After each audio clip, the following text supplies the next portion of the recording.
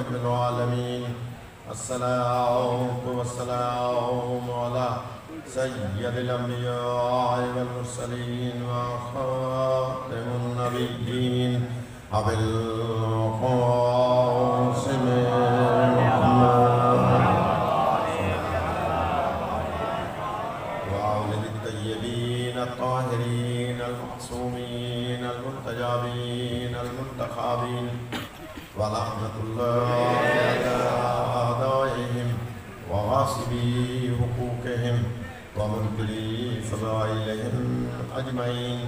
أما بعد، وقال الله سبحانه وتعالى في كتابه المجيد وفرقانه الحميد: بسم الله الرحمن الرحيم.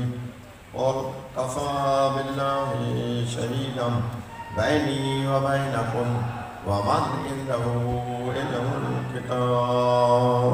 درود پڑھ لیں.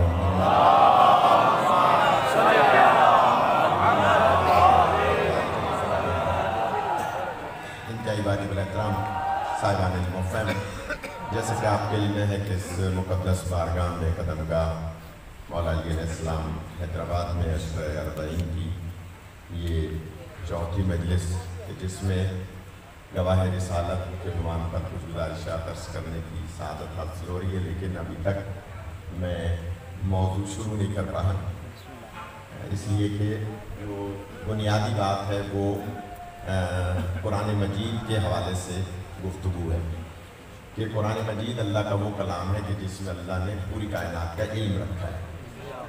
کوئی چیز ایسی نہیں ہے جو قرآن مجید میں نہ ہو. جب ہر چیز قرآن مجید میں ہے تو پھر ایک قرآن مجید ہے تو امت بھی ایک ہی ہونی چاہیے. یہ اتنے فرقے کیوں ہیں؟ میں نے کل مثال دی تھی، کوئی کہیں ہاتھ رکھ کے نماز پڑھ رہا ہے، کوئی کہیں نماز پڑھ رہا ہے. تو یہ اتنے سارے، حالانکہ سرکار نے تو اپنی زندگی میں 63 سال نماز پڑھی. آپ نے اعلان رسالت کے بعد نماز نہیں پڑھی، آپ نے پیدائشی ظاہری دنیا میں آتے ہی نماز پڑھی.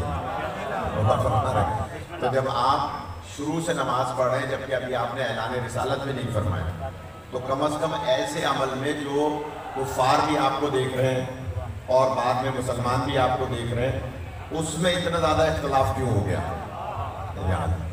اس کی وجہ کیا ہے؟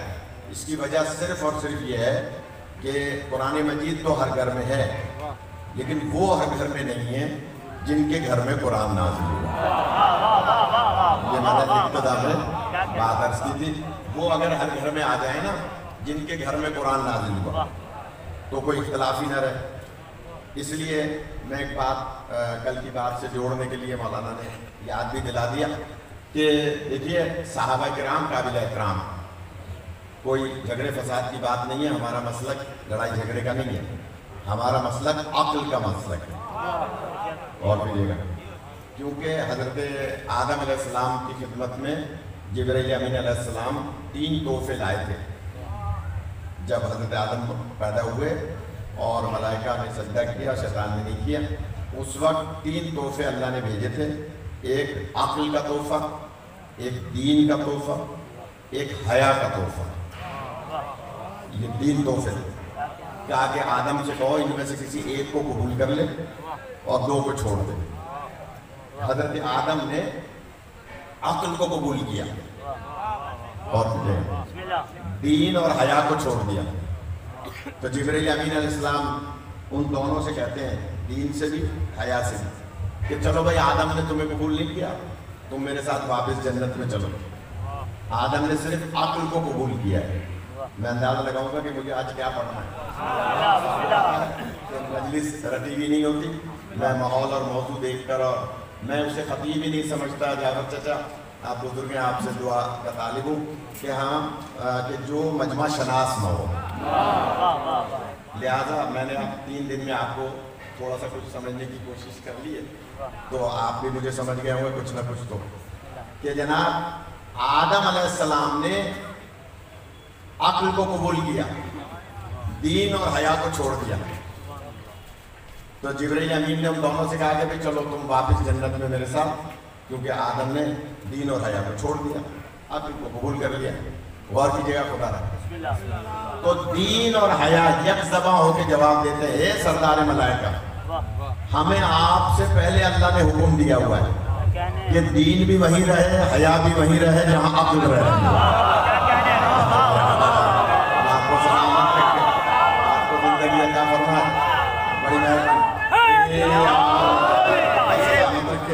اس کا مطلب ہے دیندار بھی وہی ہے، با حیا بھی وہی ہے جو عقل استعمال کرتا. جو عقل استعمال نہیں کرتا، نہ اس کا دین سے تعلق ہے نہ حیا سے تعلق ہے. لہذا ہم مسلمانوں کو دعوت فکر دے رہے ہیں ان مجالس کے ذریعے سے قدم گاہ پر آئیں. اور شکر گزار ہوں کہ مولانا علی نذیر صاحب تشریف لائے. تو ادھر آجی نہیں کھلا بھائی صاحب، ادھر آجی ایک اور درود پڑھ لیں. محمد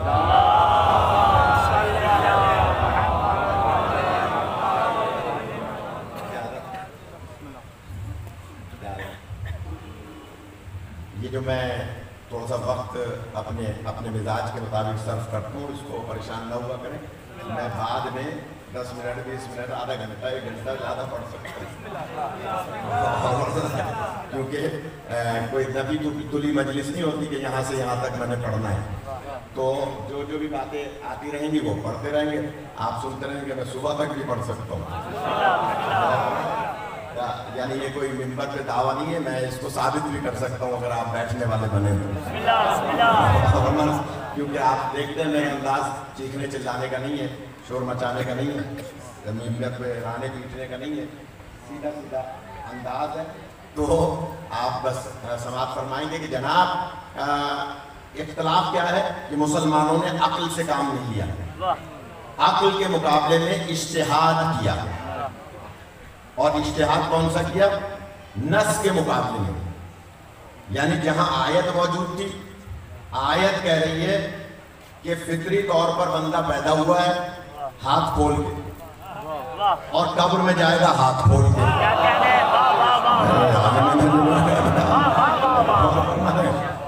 قرآن میں بھی موجود ہے. لہذا آپ جب نماز میں کھڑے ہو رہے ہیں تو فطرت کے خلاف کھڑے ہو رہے ہیں.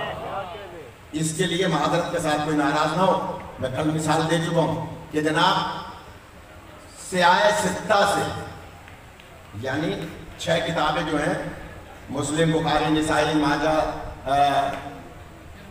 ترمذی، ان تمام کتابوں میں کسی ایک کتاب میں چیلنج کر رہا ہوں، اس پہ دعوت فکر ہے جہاں تک آواز جاری ہے، کوئی ثابت کر دے کل مجھے، میں کل سے امامہ نہیں پہنوں گا، مجلس نہیں پڑھوں گا، اور جو ثابت کرے گا اس کے مسلک پہ چلا جاؤں گا. میں نے بہت بڑی بات کہی ہے. ڈاکٹر صاحب کوئی ثابت کر دے کہ نبی پاک سرکار نے کبھی ہاتھ باندھ کے نماز پڑھی ہو.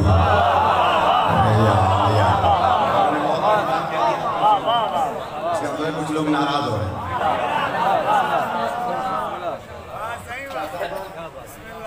چیلنج کر کے بات کر رہا ہوں، کل کوئی ثابت کر دے کہ ان کتابوں سے، سیاہ ستہ سے، ایک کتاب میں ایک روایت ہے لیکن وہ بھی آگے چل کے خود انہوں نے ثابت کیا کہ یہ ضعیف ہے. باقی ساری کتابوں میں ہمیشہ کسی نے نہیں لکھا کہ حضور پاک نے نماز میں ہاتھ باندھے ہوں. دوسری بات عرض کر دوں،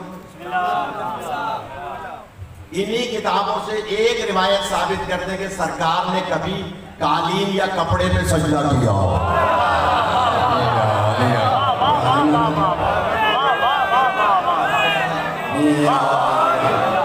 چیلنج کر کے بات کرو.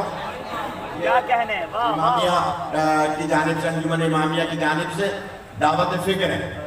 پھر سوال یہ پیدا ہوتا ہے کہ نماز میں سرکار نے نہ کبھی ہاتھ باندھے، نہ سرکار نے کبھی قالین یا کپڑے پہ سجدہ کیا، تو یہ سرکار کے مقابلے میں اجتہاد کہاں سے آ گئے؟ بھائی اجتہاد یہ والا نہیں، میں روز کہہ رہا ہوں، جو ہمارے مجتہدین کرتے ہیں وہ فروعات دین میں کرتے ہیں. فروعات دین میں اجتہاد اور تقلید واجب ہے، لیکن اصول دین میں تقلید حرام ہے. کیا مطلب؟ اصول دین میں تبدیلی نہیں ہے، توحید میں تبدیلی نہیں ہے. اللہ وحدہ لا شریک ہے، ہمیشہ سے ہمیشہ رہے گا. 1,24,000 پیغمبر ہیں، ہمیشہ سے ہمیشہ رہے گا. یعنی ان کی تعداد وہی رہے گی. اللہ عادل ہے, ہمیشہ سے عادل ہے, ہمیشہ عادل رہے گا. اس کا مطلب ہے امام 12 ہیں, معصوم 14 ہیں, انبیاء 1,24,000 ہیں, ان میں کوئی تبدیلی نہیں ہے. قیامت آنی ہے, اس میں کوئی تبدیلی نہیں ہے. تو اس کا مطلب ہے فروعات دین نماز, روزہ, حج, زکوٰۃ, خمس, جہاد, امر بالمعروف, نہی عن المنکر, تبرع, تولا, یہ 10 فروعات دین ہیں. ان میں تبدیلی ہے کہ آپ سفر میں تو نماز کیسے پڑھیں گے, بیمار ہیں تو روزے کا کیا کیفیت ہے, خمس و زکوٰۃ کا کیا عالم ہے, نصاب کیا ہے, ان میں تبدیلیاں ہیں. حج کیسے کرنا ہے, آپ نہیں کر سکے اس دفعہ حج. تو اگر یہ اصول دین کی طرح واجب ہوتا تو سب کو جانا پڑتا. اگر اصول دین کی طرح ہوتا تو جانا پڑتا, لیکن فروعات دین میں جو صاحب استطاعت ہے اس پہ واجب ہے. تو بس میں یہ عرض کر رہا تھا کہ یہ خرابی کیوں پیدا ہوئی, کہاں سے پیدا ہوئی, یہ مسلمانوں میں اتنا اختلاف کیوں ہوا. اس کی صرف وجہ یہ ہے کہ اگر قرآن مجید لیتے ان سے جن کے گھر میں نازل ہوا تو یہ اختلافات نہ ہوتے. حضور پاک کا عمل کچھ ہے, مسلمانوں کا عمل کچھ ہے. اس کے خلاف نہ ہوتا اگر قرآن ان سے لیتے جن کے گھر میں نازل ہوا. اس لیے میں نے پہلی مجلس میں عرض کیا تھا کہ صحابہ کرام قابل احترام, لیکن ان کی حد ہے نبی پاک کے دروازے کے باہر تک. پہنچ جائیں بھائی, زیادہ سے زیادہ آئندہ سال یہ نہیں پڑھائیں گے نا مجھے, تو اس سے جہاں بیوی ڈیوٹی لگائیں گے وہاں پڑھ لیں گے. لیکن میں شکر گزار ہوں ان تمام شاہ صاحبان کا, مرزا صاحبان کا, سادات و غیر سادات کا شکریہ کہ جو جنہوں نے مجھے حکم دیا کہ جناب سوال یہ پیدا ہوتا ہے کہ صحابہ قابل احترام ہیں لیکن وہ نبی کے گھر میں داخل نہیں ہو سکتے. ازواج مطہرات قابل احترام ہیں لیکن اللہ فرماتا ہے تم بناؤ سگار کر کے گھر سے باہر نہ نکلو. صحابہ گھر میں نہیں آ سکتے, ازواج گھر سے باہر نہیں آ سکتے. قرآن کچھ باہر نازل ہوا, کچھ گھر میں نازل ہوا. قرآن مجید کچھ باہر نازل ہوا, کچھ گھر میں نازل ہوا. بسم اللہ, آپ صحابہ کرام رضوان اللہ علیہ مجمعین سے قرآن لیجئے, ہمیں کوئی اعتراض نہیں, ملے گا اتنا ہی جتنا باہر نازل ہوا. آپ ازواج مطہرات سے قرآن لیجئے, بسم اللہ, ملے گا اتنا ہی جتنا گھر میں نازل ہوا ہے. تو ماننا پڑے گا پورا قرآن ان سے ملے گا جو مباہلے کے میدان میں باہر بھی موجود ہے اور زیر غصہ گھر میں بھی موجود ہے.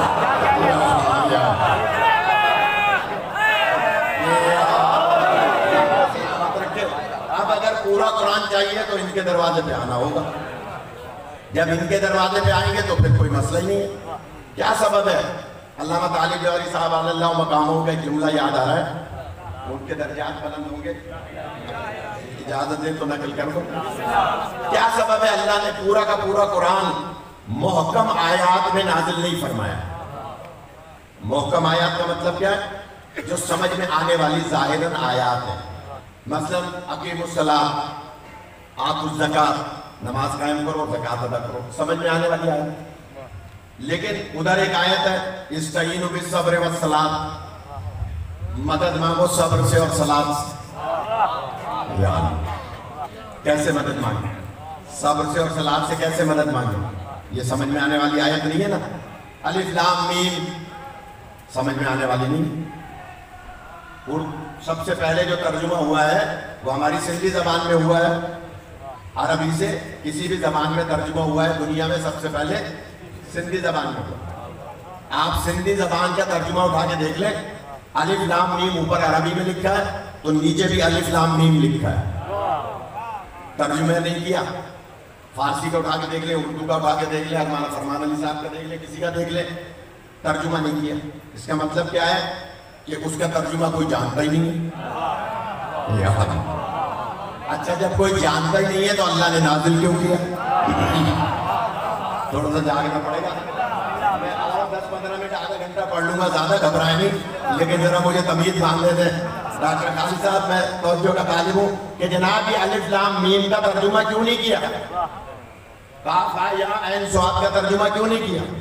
یہ جو حروف مقطعات ہیں, جملہ کہوں, ان کو اگر مختلف کو ایک جگہ جمع کریں تو 14 بنتے ہیں. اس کا مطلب ہے جیسے قرآن کے 14 کو کوئی نہیں سمجھ سکتا ایسے نبی کے 14 کو بھی کوئی نہیں سمجھ سکتا. اللہ سلامت رکھے. یہ بھی 14 ہے وہ بھی 14 ہے. الف لام میم کا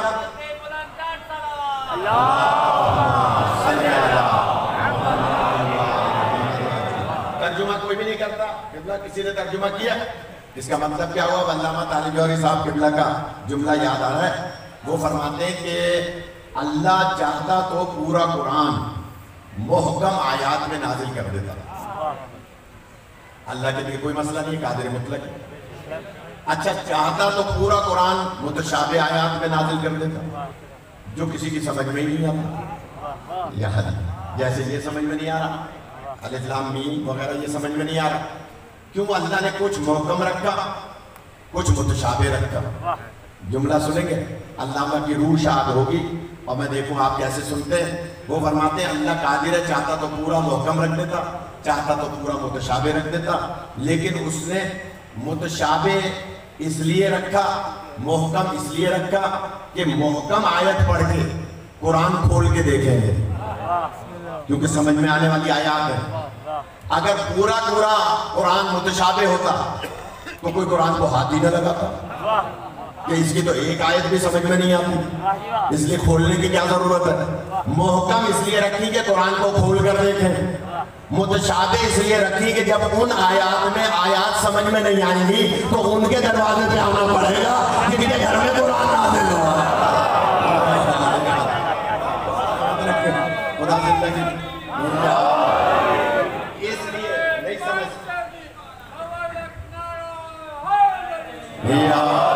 خدا سلامت رکھے.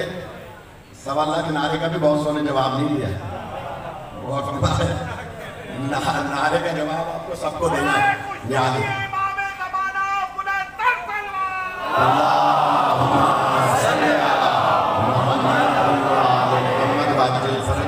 بس جلدی سے کل سے متصل ہونا چاہ رہا ہوں کہ جناب قرآن مجید کو لینے کے لیے ان کے دروازے پہ آنا پڑے گا جن کے گھر میں قرآن نازل ہوا.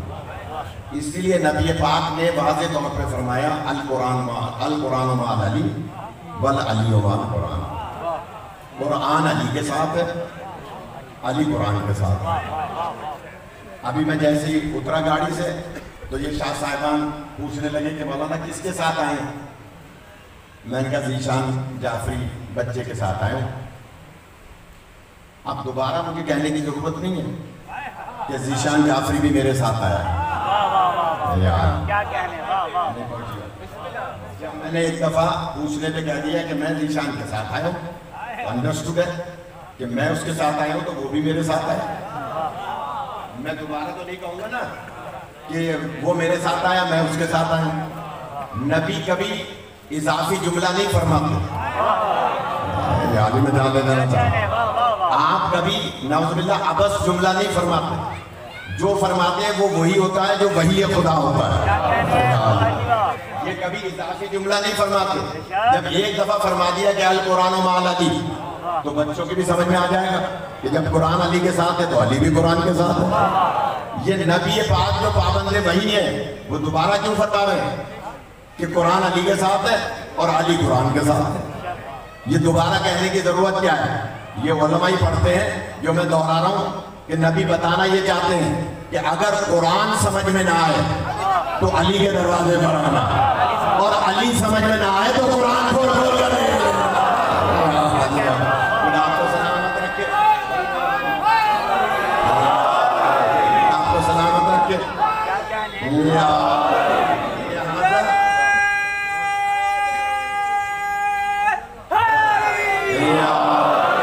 اب پتہ یہ چلا کہ قرآن سمجھ میں تب آئے گا جب ان کے دروازے پر آئے, اور قرآن کا وزن تب سمجھ میں آئے گا. کیونکہ نبی فرما رہے ہیں, اسی سے متصل حدیث ہے نا, انی تارکم فیکم الثقلین, کتاب اللہ ہے وعطرتی اہل بیت. اچھا ایک لطیف سی بات ہے جناب عاشق صاحب, ایک لطیف سی بات ہے, اور وہ بات کیا ہے کہ فرمایا انی تارکم فیکم الثقلین, کتاب اللہ ہے اطرتی اہل بیت، خالی اہل بیت نہیں، کیونکہ اگر خالی اہل بیت فرماتے تھے تو جو اصطلاحی معنی کرتے ہیں اہل بیت کی وہ ازواج کو بھی اہل بیت میں شامل کرتے ہیں۔ سرکار نے خالی اہل بیت ہی نہیں فرمایا، اطرتی اہل بیت ہے، یہ بتانے کے لیے کہ اطرت وہ ہیں جو چادر کے اندر ہیں، یعنی اطرتی اہل بیتی کا مطلب یہ جو چادر کے اندر تھے وہ میرے اہل بیت، کسی اور کو شامل نہ کرنا۔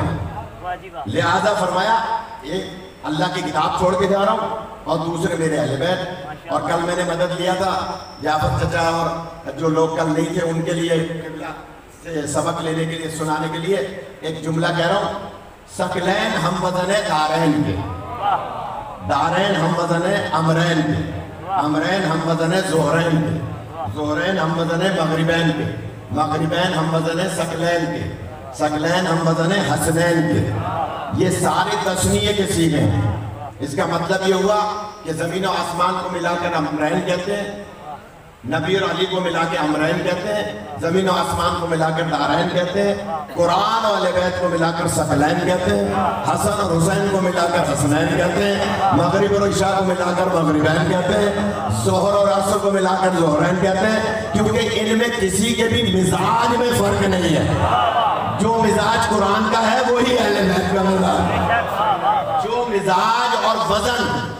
اب وزن پہ آ گیا میں جلدی سے، یہ جو تقریباً 20 منٹ مجھے لگے یہ میں 20 منٹ زیادہ لوں گا اور کیجئے گا، کوئی ناراض نہ ہو، کہ جناب سرکار نے فرمایا کہ حسنین، امرین، دارین، زورین، مغربین یہ سب ہم وزن ہیں۔ اسی طرح قرآن کا وزن، کل میں نے مثال دی تھی، کوئی قرآن کا وزن ثابت کر دے، قرآن مجید کا وزن کیا ہے؟ کسی کے پاس 2 کلو کا، کسی کے پاس 10 کلو کا، کسی کے پاس 102 من کا بھی ہوگا۔ آپ سیون شریف لیے چلے جائیں، جو عجائب خانہ ہے اس میں آپ کو 2 من کا بھی مل جائے گا۔ مدینے میں ہم نے دیکھا 5 من کا قرآن مجید۔ تو یہ بتائیے کہ یہ وزن قرآن کا ہے؟ نہیں، اس کی جلد کا وزن ہے، کاغذ کا وزن ہے، سیاہی کا وزن ہے۔ تو اس کا مطلب ہے کہ قرآن کے وزن کو مادے پر قیاس نہیں کیا جا سکتا۔ بس اب جملہ کہہ رہا ہوں، اہل بیت کے وزن کو ہمارے جسموں پر قیاس نہیں کیا جا سکتا۔ ہمارے جسم اہل بیت کے جسم نہیں۔ اب آ جائیے جو کل میں نے دلیل چھوڑی تھی وہاں اگر اجازت ہے، جب خیبر میں فرمایا تھا، خیبر میں فرمایا تھا سرکار نے ناد علی پڑھ کر، میں کل ناد علی پہ 1-2 مثالیں دے چکا ہوں کہ جناب جو لوگ کہتے ہیں ناد علی کی کوئی سند نہیں ہے، میں کہتا ہوں آپ پڑھ کے دیکھیں، مدد ہو جائے تو خود سند ہے۔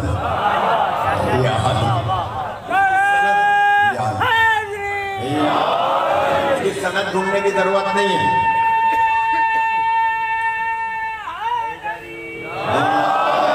اللہ سلامت رکھے۔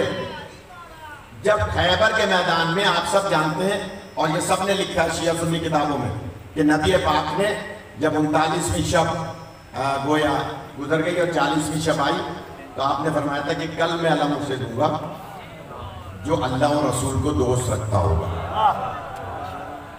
میں نے پڑھ دیا، آپ نے سن لیا۔ کیوں؟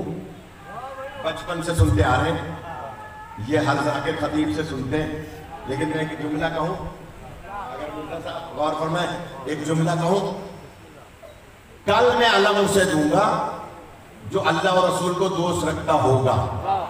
اس کا مطلب ہے کل تک جنہیں علم دیا جاتا رہا وہ اللہ اور رسول کو دوست نہیں رکھتے تھے۔ میں نے تو کہہ دیا جملہ، کل میں علم اسے دوں گا جو اللہ اور رسول کو دوست رکھتا ہوگا، یعنی جو اللہ اور رسول کو دوست رکھتا ہوگا۔ پھر فرمایا کل میں علم اسے دوں گا جسے اللہ اور رسول دوست رکھتے ہوں گے۔ اب آپ جس کو چاہیں پنجاب اسمبلی میں رضی اللہ کہتے رہیے، نبی تو بتا رہے ہیں کہ جسے اللہ اور رسول دوست رکھتے ہوں گے وہ کل والا ہوگا۔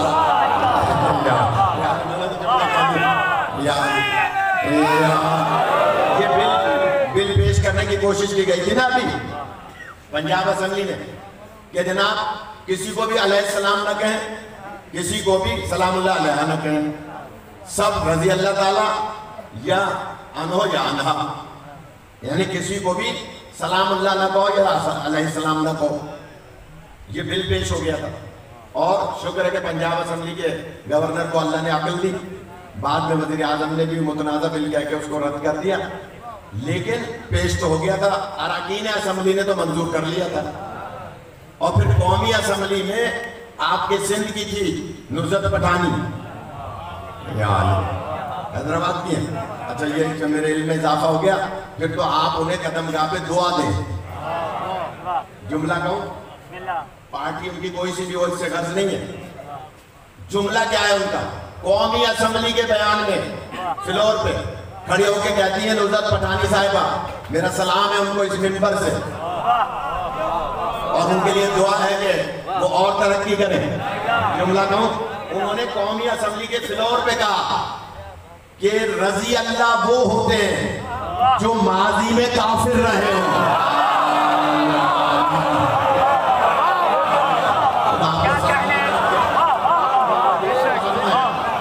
تو قومی اسمبلی کے فلور پہ کہا ہے، بہت سے لوگ ڈر کیوں رہے ہیں؟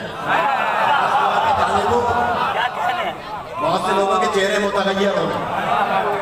بھائی قومی اسمبلی میں اسپیکر اسمبلی اور تمام موجود تھے، اس نے کہا کہ رضی اللہ وہ ہوتے ہیں جو ماضی میں کافر رہے ہوں، علیہ السلام وہ ہوتے ہیں جو ہمیشہ سے معصوم رہے ہوں۔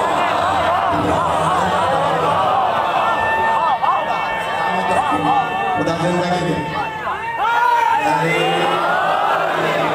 خدا آپ کو زندگی عطا فرمائے۔ اب اگر پاکستان کی اسمبلیوں میں ایسے قانون آئیں گے تو پھر قائد اعظم بھی شیعہ تھے، راجہ صاحب محمود آباد بھی شیعہ تھے۔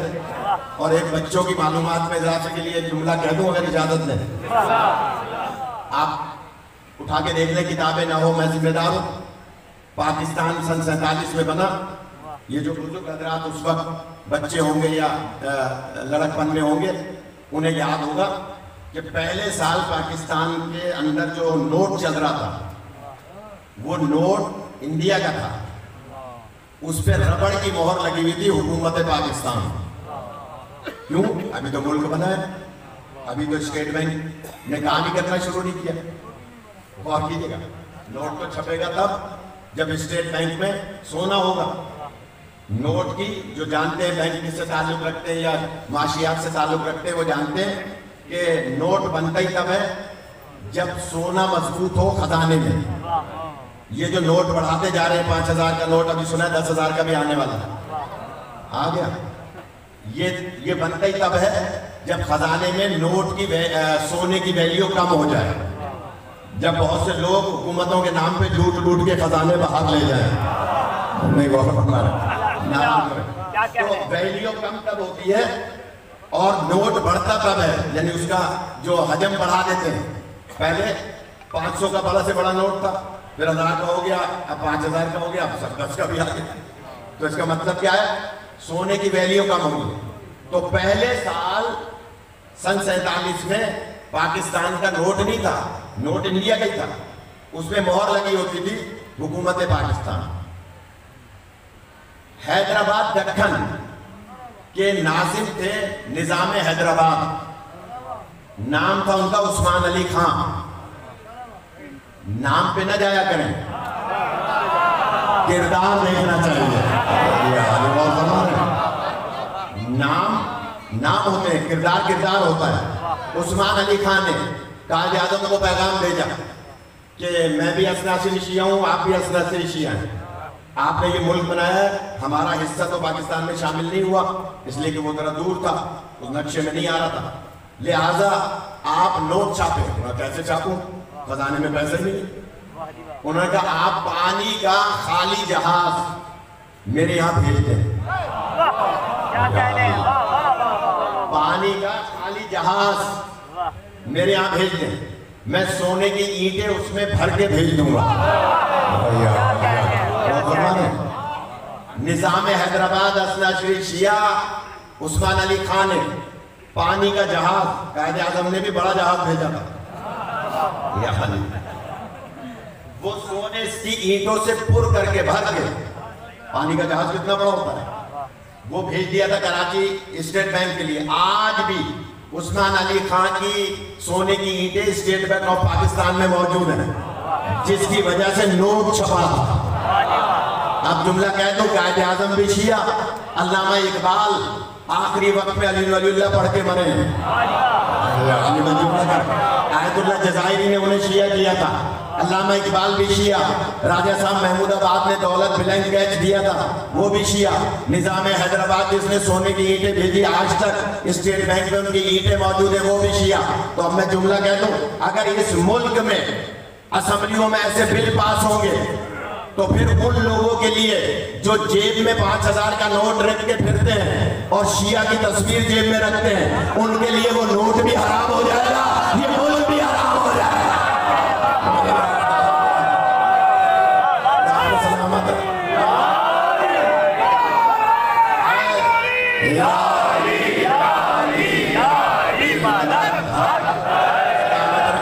خدا آپ کو زندگی عطا فرمائے.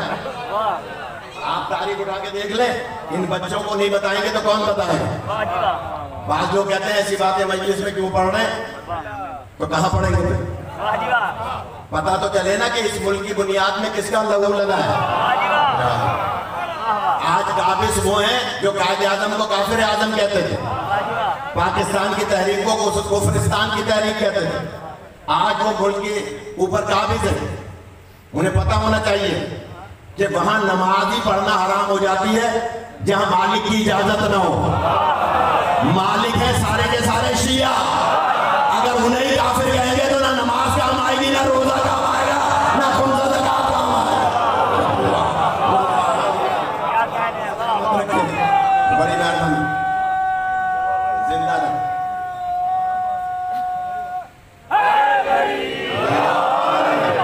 ٹائم بہت جلدی جلدی گزرتا ہے یہاں کہ جناب اس کا مطلب کیا ہوا کہ قرآن مجید اگر لینا ہے تو ان سے لینا ہوگا کہ جن کے گھر میں قرآن نازل ہے. نہیں سمجھ میں آئے گا قرآن، نبی پاک نے فرمایا کل میں اللہ مجھ سے دوں گا، بھول گئے تو چھوڑ دوں گا.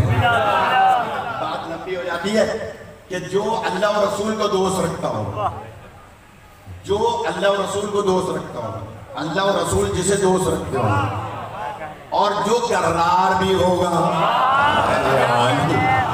اب ناراض ہو جائیں گے لوگ اگر میں اس کا بدلہ کروں گا. اس کا مطلب ہے جو کل تک جاتے رہے وہ کرار نہیں ہوئے. اگلا جملہ، بہت سے لوگ پیچھے آمادہ نہیں ہیں. نبی نے فرمایا اور وہ مرد بھی ہوگا.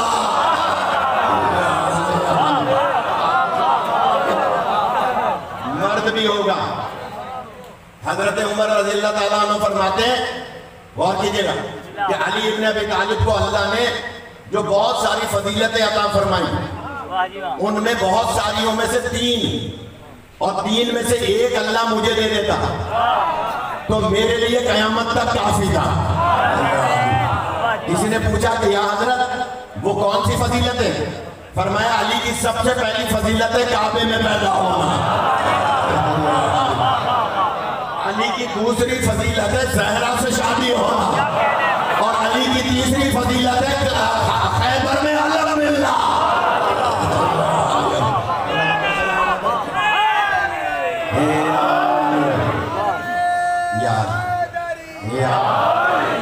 مولا کائنات نے فتح کر لیا خیبر پر. جنگ نہیں پڑھنا، کبھی جنگ سنائی، لیکن میں صرف وزن سنانا چاہ رہا ہوں. قرآن مجید کا وزن تو کوئی تول نہیں سکتا، اس کا کوئی وزن، اس کا گویا پیمانہ کر نہیں سکتا. آ جائیے، جنگ خیبر فتح ہو گئی. جب مولا علی نے خیبر کو فتح کیا تو ایک ہاتھ سے دروازہ کھولا اور آگے خندق کھدی ہوئی تھی. اس خندق پہ مولا اتر گئے. وہ دروازہ حالانکہ بہت بڑا دروازہ تھا، 40 افراد کھولتے بند کرتے تھے، لیکن مولا نے الٹے ہاتھ پہ اٹھایا. ادھر ملاتے تھے، خندق چوڑی تھی، ادھر ملاتے تھے، حکم دیتے تھے کہ آؤ نبی کے صحابیوں سوار ہو جاؤ. ادھر ملاتے تھے، اندر داخل کر دیتے تھے، جاؤ مال غنیمت لوٹ لو. چھوڑ پڑھے لکھے حضرات ادھر ملاتے تھے، پھر ادھر ملاتے تھے، سوار کراتے تھے اور ادھر داخل کرتے تھے، جاؤ مال غنیمت لوٹو۔ ادھر ملاتے تھے، صحابہ سوار ہوتے تھے، بعض گھوڑے سمیت سوار ہوتے تھے اور بعض ویسے ہی پیدل، اور ادھر ملاتے تھے، اندر داخل کرتے تھے۔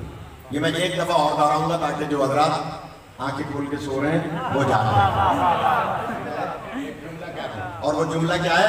ادھر ملاتے تھے، صحابہ کو سوار کراتے تھے اور ادھر ملاتے تھے، اندر داخل کر دیتے تھے کہ جاؤ جا کے مال غنیمت۔ پھر دہراتا ہوں، سرکار کی موجودگی میں، سرکار موجود ہے، صحابہ سے فرماتے تھے آؤ اس پہ سوار ہو جاؤ، ادھر ملاتے تھے داخل ہو جاؤ۔ کچھ سوار ہوتے تھے ادھر ملاتے تھے، کچھ سوار ہوتے تھے پھر داخل کر دیتے تھے۔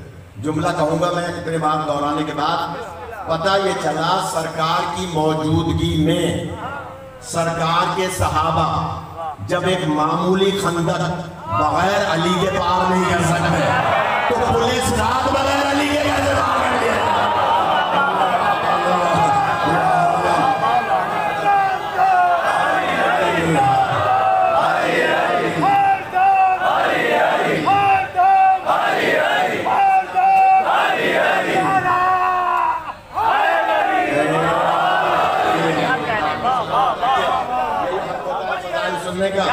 میں انتہائی شکر گزار ہوں تمام احباب کا کہ جناب مولا ادھر ملا رہے ہیں ادھر ملا رہے ہیں، علی کے بغیر ایک معمولی خندق پار نہیں کر سکتے۔ یہ بھی تو خندق ہے، یہ بھی تو پل ہے، پل صراط کیسے پار کریں گے؟ نبی پاک نے فرما دیا جب تک علی کا لکھا ہوا جواز نہیں ہوگا کوئی پل صراط کو پار نہیں کر سکتا ہے۔ لہٰذا صحابہ کو ملا رہے ہیں۔ اچانک جناب سلمان فارسی نے، اس میں ایک معرفت کی بات ہوگی، لیکن سادات اور مرزا صاحبان اور غیر سادات تمام کی خدمت میں کہ جناب ایک لطیف بات، مولانا آپ سے دعا لینے کے لیے مولوی حضرات کسی اور کو سننے کم آتے ہیں، شکر گزار ہوں علماء کرام کا، میں ایک طالب علم ہوں کہ جناب سرکار سے جناب سلمان عرض کرتے ہیں سرکار علی کے ہاتھوں میں اتنی طاقت ہے، اگر میں بعض صحابہ کرام کا وزن بتاؤں نا کہ ان کا ویٹ کتنا تھا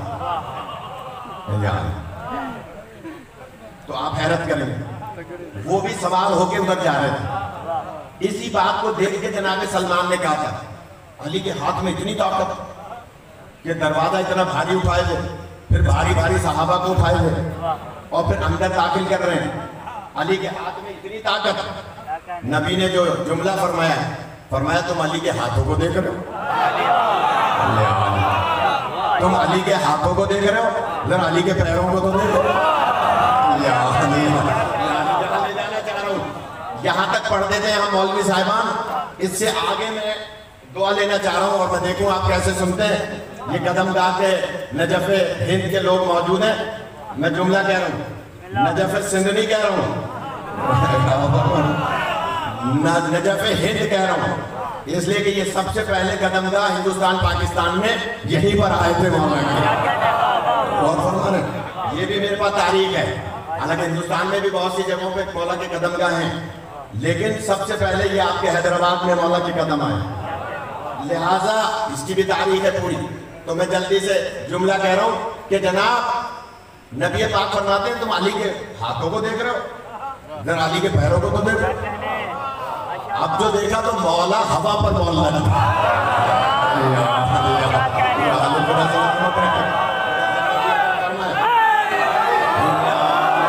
آپ کو زندگی دے، بڑی مہربانی۔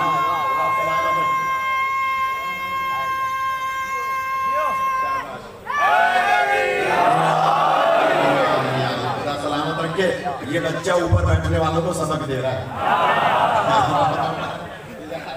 مولا سلامت رکھے بچوں کو، ان کے ماں باپ کو، ان کے آبا و اجداد کو، آنے والی نسلوں میں، ان کی نسلوں میں اللہ حجاج و زوار قائم فرمائے۔ اس مجلس میں دعا دیا کریں، دعا سنا کریں، آمین کہا کریں۔ تو میں جلدی سے عرض کر رہا ہوں، کہا علی کے پیروں کو تو دیکھو، اب جو دیکھا علی ہوا پر معلق تھا، نیچے زمین بہت نیچے تھی، خندق بہت گہری تھی، مولا ہوا پر معلق تھا. ہوا میں یہ طاقت نہیں ہے کہ علی کے پیروں کو زمین کی طرف کھینچے. کیوں نہیں ہے طاقت؟ اس لیے کہ علی ہے تراب، زمین ہے ابو تراب. میں پھر جملہ کہوں، اولاد باپ کی طرف جاتی ہے، باپ اولاد کی طرف نہیں آیا کرتا ہے. علی ہے ابو تراب، زمین ہے تراب. زمین علی کی طرف تو کھنچ سکتی ہے، علی زمین کی طرف نہیں کھنچ سکتا.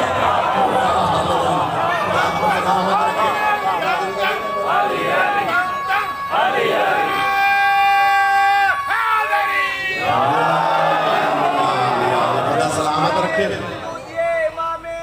خدا زندگی ہے.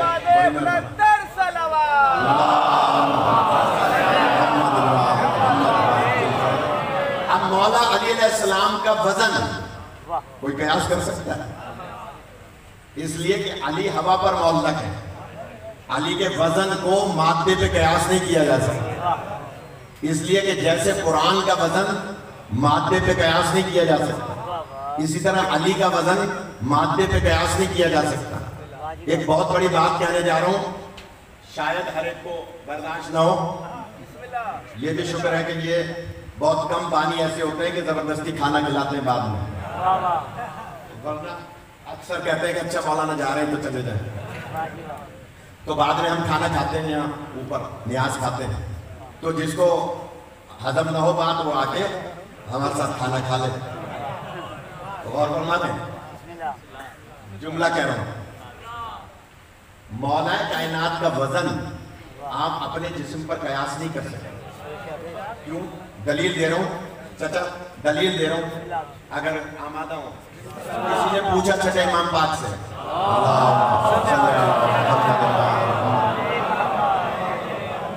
مولا سے کسی نے پوچھا کہ یا امام یہ بات سمجھ میں نہیں آتی، آپ کے کچھ محب آپ کے فضائل سن کے خوش ہوتے ہیں جیسے آپ سب خوش ہو رہے ہیں،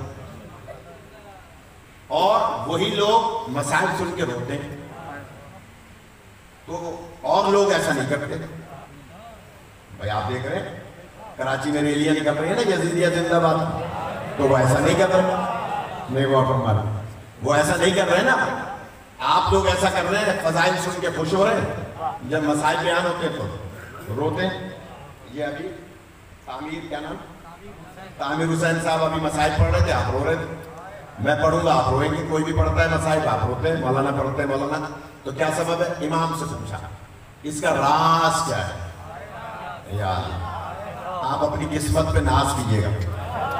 مولا فرماتے ہیں سنو، جب کسی کو تم ہمارے فضائل میں خوش ہوتے دیکھو، ہمارے مسائل میں روتے دیکھو، تو سمجھ لو اس کی روح کو پھر دوہرا رہا ہوں، اس کی روح کو اللہ تعالیٰ نے ہم اہل بیت کے جسموں کی بچی ہوئی طینت سے بنایا.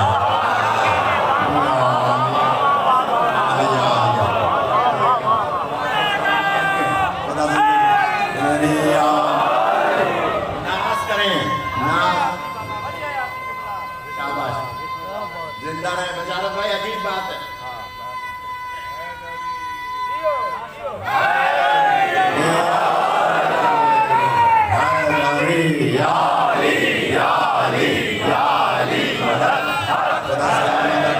خدا آپ کو زندگی عطا فرمائے. نہ ہو روایت میں ذمہ دار ہوں. جیسے سائیں سنے پیچھے والے اصغر اور بچے ہاتھ بھی نہیں اٹھا رہے، دانت بھی نہیں دے رہے، کوئی بات نہیں. میں جملہ کہہ رہا ہوں، ہم اہل بیت کے جسموں کی بچی ہوئی طینت سے ان لوگوں کی روحوں کو بنایا. ابھی میں بتاؤں گا مولا علی کے وزن کو قیاس کیسے نہیں کر سکتے. اس لیے نہیں کر سکتے کہ میری اور آپ کی روح کو موت نہیں ہے. کوئی آیت دکھا دے کل روح ذائقۃ الموت، کہ ہم نے ہر روح کو موت کا ذائقہ چکھانا ہے.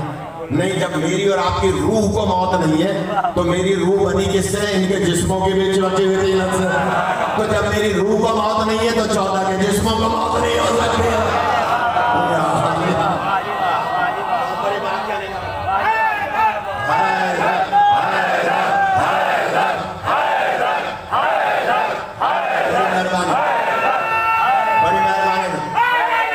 خدا سلامت رکھے.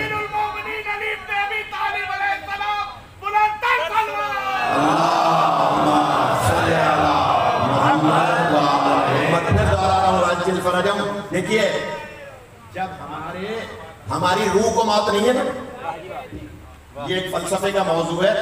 میں نے اسی لیے عرض کیا کہ اگر کسی کو نہیں برداشت ہو تو بعد میں بات کر لے، لیکن نیاز کھاتے وقت یا فٹ پاتھ پہ بیٹھ کے غیبت نہ کریں، اپنے اعمال کو خراب نہ کریں. غیبت اعمال کو کھا جاتی ہے. لہٰذا نہیں سمجھ میں آئے تو دور نہیں ہے، کراچی بھی آ سکتے ہیں، اور میں روزانہ شام کو آ جاتا ہوں، تو ڈیلی کراچی جاتا ہوں. کسی کی سمجھ میں نہ آئے تو بات کر لے، لیکن ادھر ادھر کی بات نہ کریں. 14 کے جسموں کو موت نہیں ہے. کیوں؟ ہماری روح کو موت نہیں. ان کے جسموں کی بچی ہوئی طینت سے ہماری روح بنی ہوئی. حاجی صاحب میں نے وہاں حج پہ بھی ایک مثال دی تھی، اگر یاد ہو تو. ایک مجلس میں نبی فرماتے ہیں، مولانا یہ بھی بات ہو سکتا ہے کسی کو برداشت نہ ہو، نبی فرماتے ہیں ہم محمد و آل محمد کو، ہم 14 کو اگر تلوار یا زہر سے شہید نہ کیا جائے تو ہماری موت ہی واقع نہ ہو. یہ اس بات کی دلیل آ گئی کہ ان کے جسموں کو موت نہیں ہے. کیوں؟ ہماری روح کو موت نہیں.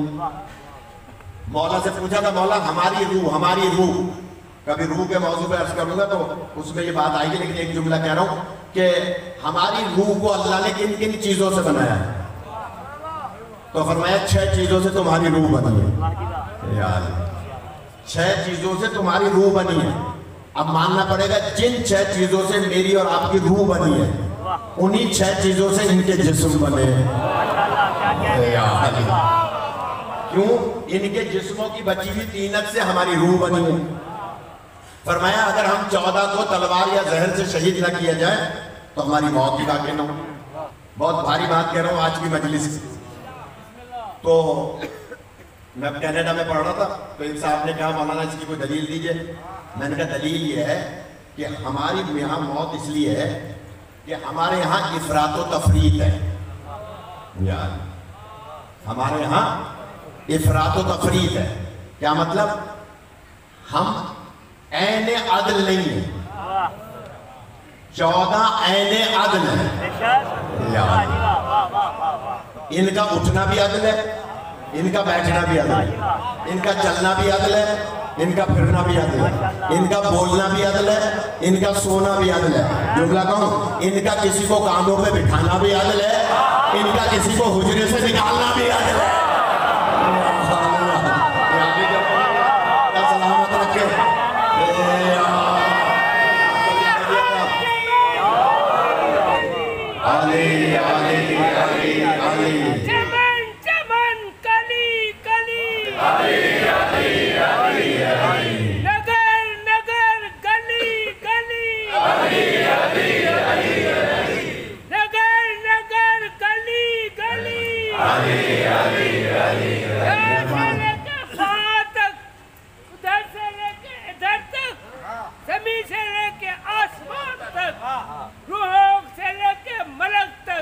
انسان سے لے کے جنوں تک، اور جس کے دروازے کھلے ہوئے، دونوں ہاتھ بلند کر کے نعرہ.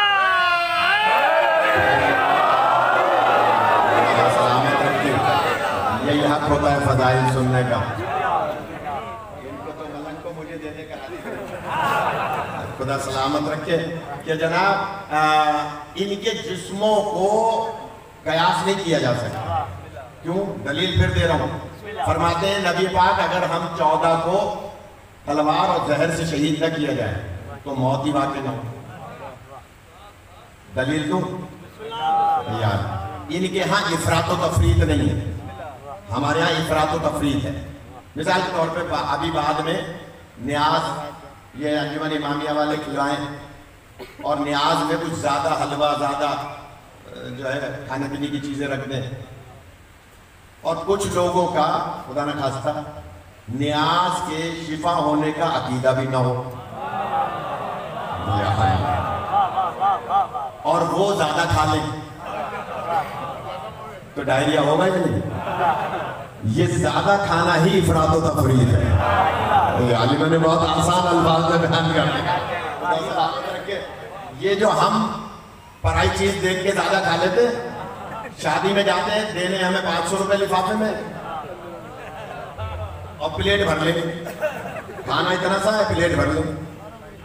آپ پلیٹ کھائی تو نہیں جائے گی, ڈسٹ بین میں ڈالیں گے.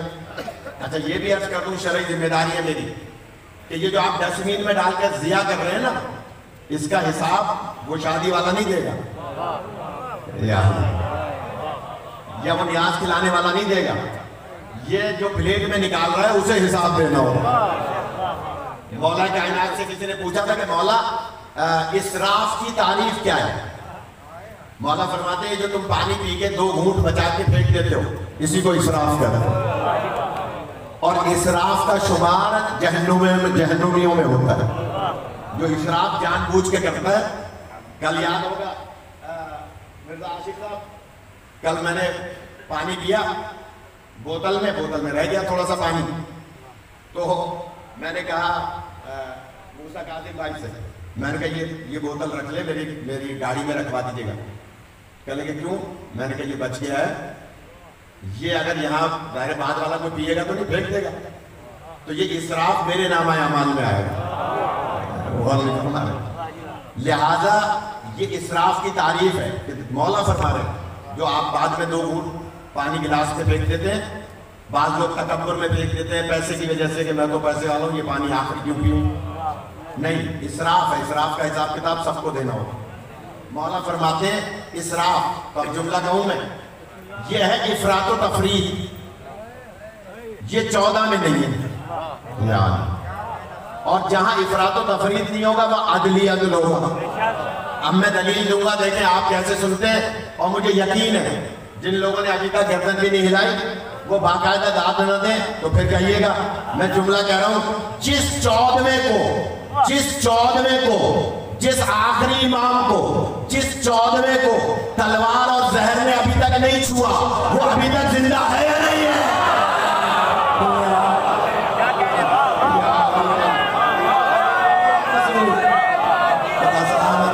بڑا زندگی عطا فرما, بڑی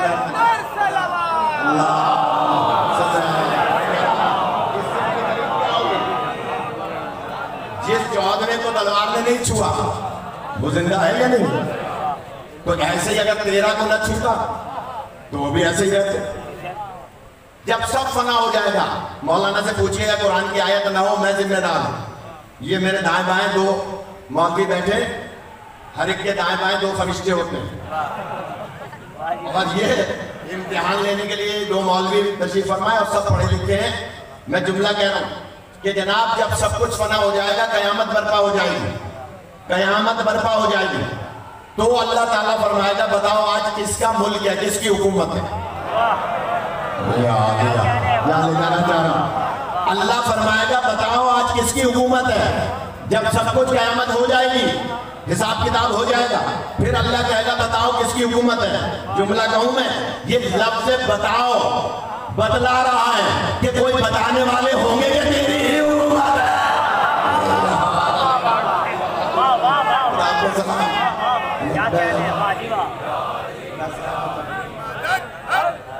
زندہ مل کے نعرہ لگا لیں تو مہربانی ہوگی. اس کا مطلب کیا ہوا؟ علی کا پیار ہے روح و بدن کا. شاباش.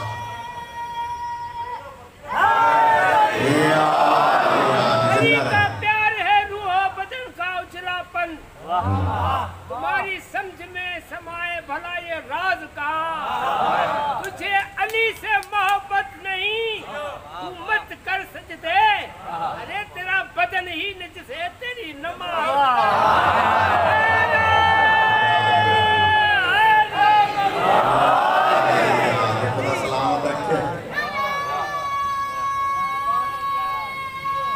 گھبرائے نہیں, بچوں کے نعروں پہ پریشان نہ ہو.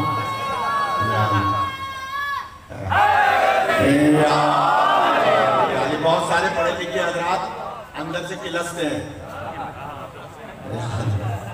کہ یہ بچے وقت ضائع کر رہے ہیں. وقت ضائع نہیں کر رہے. پتہ آپ کو تب چلے گا نام علی کا جب قیامت آئے گی. آپ کو سلامت رکھے. میں اس پہ بھی بہت سارے دلائل رکھتا ہوں. پتہ تب چلے گا. آپ سب جانتے ہیں علامہ رشید ترابی صاحب. علامہ رشید ترابی, میرے پاس مثالیں بہت ہیں. علامہ رشید ترابی صاحب اللہ مقامو, معمولی عالم نہیں تھے, بے بدل خطیب تھے. انہوں نے یہ روایت قبلہ نشتر پارک میں بیان کی تھی.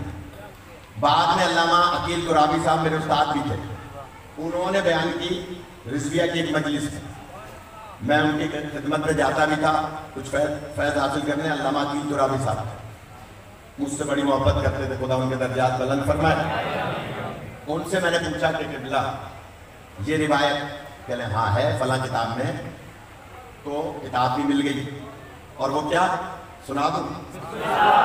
ان بچوں کے نعروں پہ جو دل خراب کر رہے ہوں وہ یہ روایت سن کے دل خوش کریں, وہ میں عرض کر رہا ہوں. اور وہ یہ کہ علامہ فرماتے ہیں نشتر پارک میں کہ کسی نے جناب سلمان فارسی سے کہا. یہ میرے بھائی بیٹھے جو 3 سال پہلے حر بن کے دروازہ اہل بیت پہ آئے, اور فرمائے گا میں اب تک پوری دنیا میں امریکہ, کینیڈا, مونٹریال, کیلگری, ہیوسٹن, مختلف شہروں میں 21 افراد کو حر بنا چکا ہوں. چچا یہ آپ میرے بزرگ ہیں, آپ کے لیے گویا سعادت ہے اللہ کی طرف سے کہ ہم طالب علم ہیں کہ جناب 21 افراد کو حر بنا چکا ہوں میں, دروازہ اہل بیت پہ لا چکا ہوں. اس لیے آپ سے کہہ رہا ہوں, آپ نے فون نہیں کیا آج, کوئی بھی اگر مسئلہ آپ کو درپیش ہو سکتا ہے کیا ہوا, میں مصروف ہوں, لیکن میں جملہ کہہ رہا ہوں کہ جناب سلمان فارسی سے, حضرت سلمان فارسی سے کسی نے کہا کہ یا سلمان کوئی کرامت دکھائیں, بہت دنوں میں. آپ نے کہا میرے ساتھ مولا علی نہیں, جناب سلمان فارسی. میں نے حوالے کتنے دے دیے, کہا آؤ میرے ساتھ. گئے ایک جنگل میں, وہاں تھوڑا سا میدان سا تھا, بیچ میں آپ وہاں کھڑے ہوئے, 2 رکعت نماز پڑھی, اور پھر کہا قم بإذن اللہ. مولا علی نہیں, سلمان فارسی, قم بإذن اللہ. زیدی صاحب نے کل ایک سوال کیا تھا کہ مولا حسین علیہ السلام نے نو کے نیزہ پر جو ہے وہ تلاوت کیسے کی, بہت سے لوگ نہیں مانتے. میں نے کہا بہت سے لوگ تو اللہ رسول کو نہیں مانتے.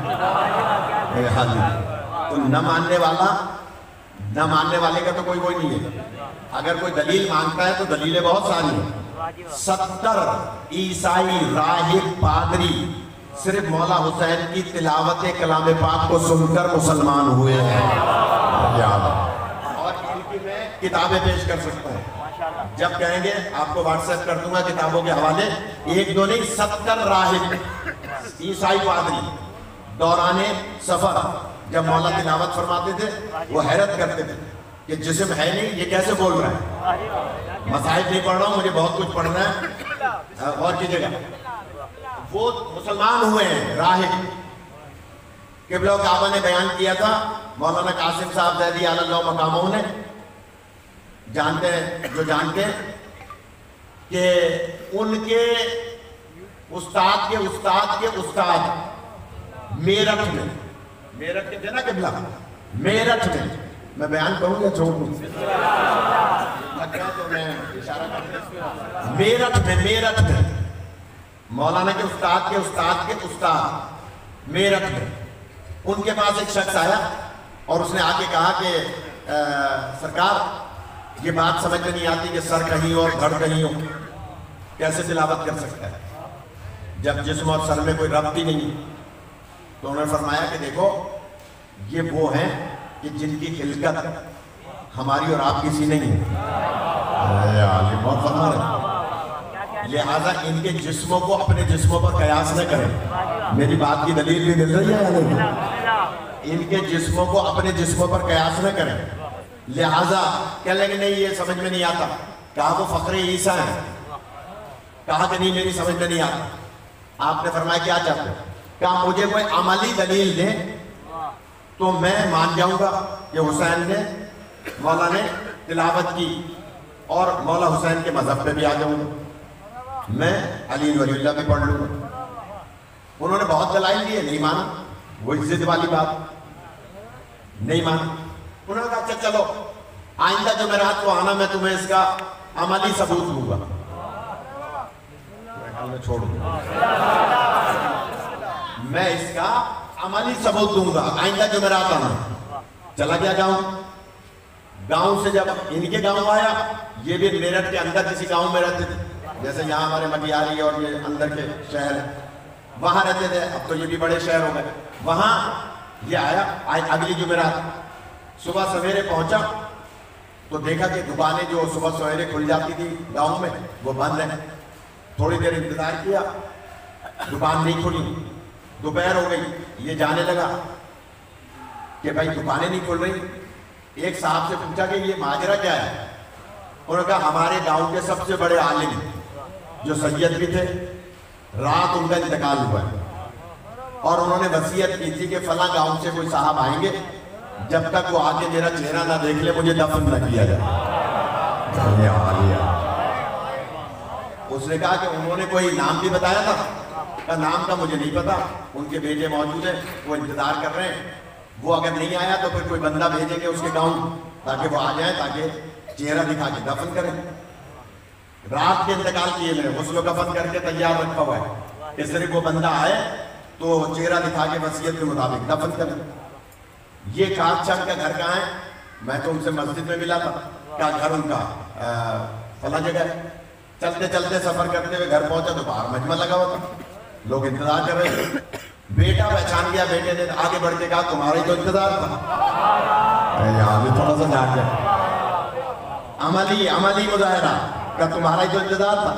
انہوں نے کہا اچھا میرا انتظار تھا؟ کہا وہ مرنے سے پہلے کہا تھا جب تک وہ آ کے میرا چہرہ نہ دیکھے اس وقت تک مجھے دفن نہ کیا جائے۔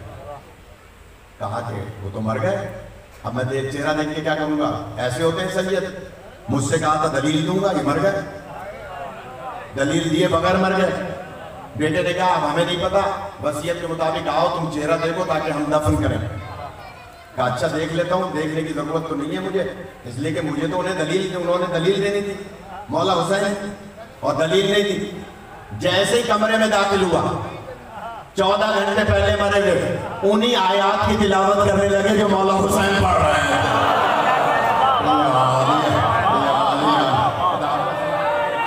خدا آپ کو زندگی دے، خدا سلامت رکھے، خدا آپ کو سلامت رکھے۔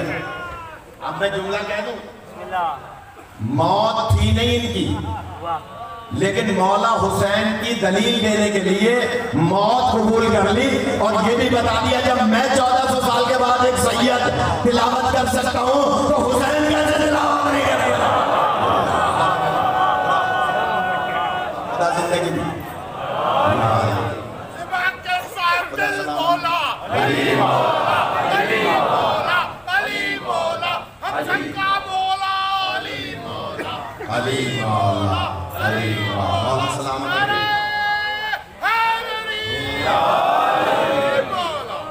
جب 1400 سال کے بعد کا ایک سید مرنے کے 12-14 گھنٹے کے بعد تلاوت کر سکتا ہے، وہ حسین 17 وجوہات لکھی ہیں علماء نے کہ مولا حسین نے کیوں تلاوت کی، جس میں پہلی عرض کر دوں، آج رخ بدل گیا مجلس کا۔ پہلی وجہ لکھی ہے کہ مولا حسین اپنے نانا پر لگائے جانے والے الزام کو نعوذ باللہ دھونا چاہتے تھے کہ جب حسین جو نواسا ہے وہ جسم اگر الگ ہے، دھڑ الگ ہے، سر الگ ہے، اور وہ تلاوت ایسی کر رہا ہے کہ سننے والے قاریان قرآن، حافظان قرآن راستے میں کہہ رہے تھے کہ یہ ایسی تلاوت کر رہا ہے کہ گویا قرآن نازل ہی اس پر ہوا ہے۔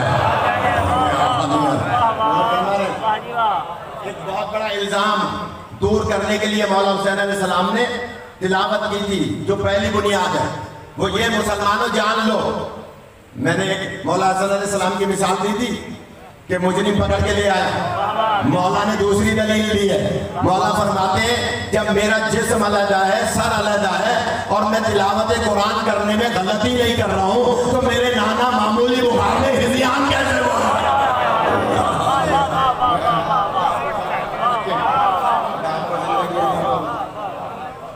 ان کے جسموں کو قیاس نہیں کر سکتے, اس لیے کہ جو وزن قرآن کا ہے وہی وزن اہل بیت کا ہے. لہذا اہل بیت سے قرآن لیں گے تو قرآن سمجھ میں آئے گا, اگر اہل بیت سے قرآن نہیں لیں گے تو قرآن سمجھ میں نہیں آئے گا. اسی لیے نبی پاک نے یہ فرما دیا کہ یہ حوض کوثر تک ساتھ رہیں گے. انی تارکم فیکم الثقلین, کتاب اللہ ہے تو اطرتی اہل بیت. نہیں سمجھ میں آ سکتا قرآن جب تک ان کے دروازے پہ نہ آئے. اجازت دے تو موضوع شروع کر دیں. اللہ قرآن میں, چلے جناب سلمان والی بات پوری کر دوں اگر اجازت ہے. میں تو چھوڑا تھا کہ چلیں آپ لوگ سننا نہیں چاہ رہے. جناب سلمان فارسی پیر مارتے ہیں, مولا علی نہیں ہے, جناب سلمان. قم باذن اللہ, زمین پھٹی, ایک بندہ باہر نکلا, کبھی ادھر دوڑ رہا ہے کبھی ادھر دوڑ رہا ہے, اور زبان پہ ایک ہی جملہ ہے, اینا جملی, میرا اونٹ کہاں ہے, میرا اونٹ کہاں ہے. اب وہ لوگ جو ان بچوں کے نعروں پہ دل ذرا خراب کر رہے تھے, وہ مہربانی کر کے اپنی قسمت پہ ناز کریں. کہہ رہے ہیں اینا جملی, ادھر بھاگ رہا ہے ادھر بھاگ رہا ہے ادھر بھاگ رہا ہے. جناب سلمان سے اس بندے نے پوچھا کہ بھئی آپ نے کرامت بھی دکھائی اور ایسے پاگل کو زندہ کیا کہ جسے سوائے اونٹ کے کچھ یاد ہی نہیں. جناب سلمان نے جو جواب دیا ہے اب سمجھ میں آئے گا یہ نعرے کیوں لگتے ہیں, یہ مولوی صاحبان کیوں نعرے لگواتے ہیں, اور جو نعرے نہیں لگواتے اور نعروں کو اچھا نہیں سمجھتے وہ سمجھ لیں کہ ان کا کہاں شمار ہوگا. میں جملہ کہہ رہا ہوں, لہذا میں بات کہہ رہا ہوں. ہاں اگر کوئی اپنا ٹائم صرف کرنے کے لیے نعرے لگوا رہا ہے, میں تو آپ سے کہہ رہا ہوں میں اور 2 گھنٹے پڑھ سکتا ہوں. میں اس لیے نعروں کی تائید نہیں کرتا کہ میرے پاس میٹر نہیں ہے, آپ کی دعا سے میٹر بہت ہے. لیکن سن لے کہ جناب سلمان فرماتے ہیں تمہیں نہیں پتا, آج سے برسوں پہلے یہاں جنگل تھا, اور جنگل میں یہ اونٹ چراتا تھا, چرواہا تھا. اونٹ چراتے چراتے اچانک اس کا ایک اونٹ گم ہو گیا, اور یہ پکار رہا تھا ہے نا جملی, میرا اونٹ کہاں ہے, میرا اونٹ کہاں ہے. اور شریعت کا حکم یہ ہے کہ مرتے وقت جو جملہ زبان پر ہوتا ہے وہ جب بھی اٹھے گا, قیامت میں اٹھے یا اس سے پہلے اٹھے, وہی جملہ اس کی زبان پر ہوگا. یہ ہم علی علی کا نعرہ اسی لیے لگا رہے ہیں, کاش ہمارے زبان پر علی کا نام ہو اور ملک الموت آ جائے.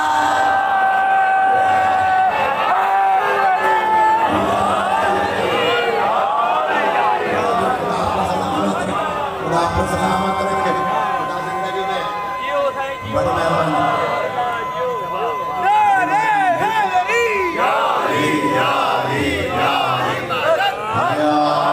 خدا آپ کو سلامت رکھے, خدا زندگی دے.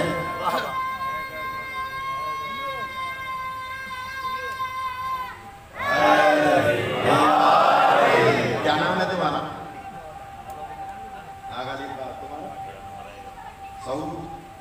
سعود نعرہ لگا.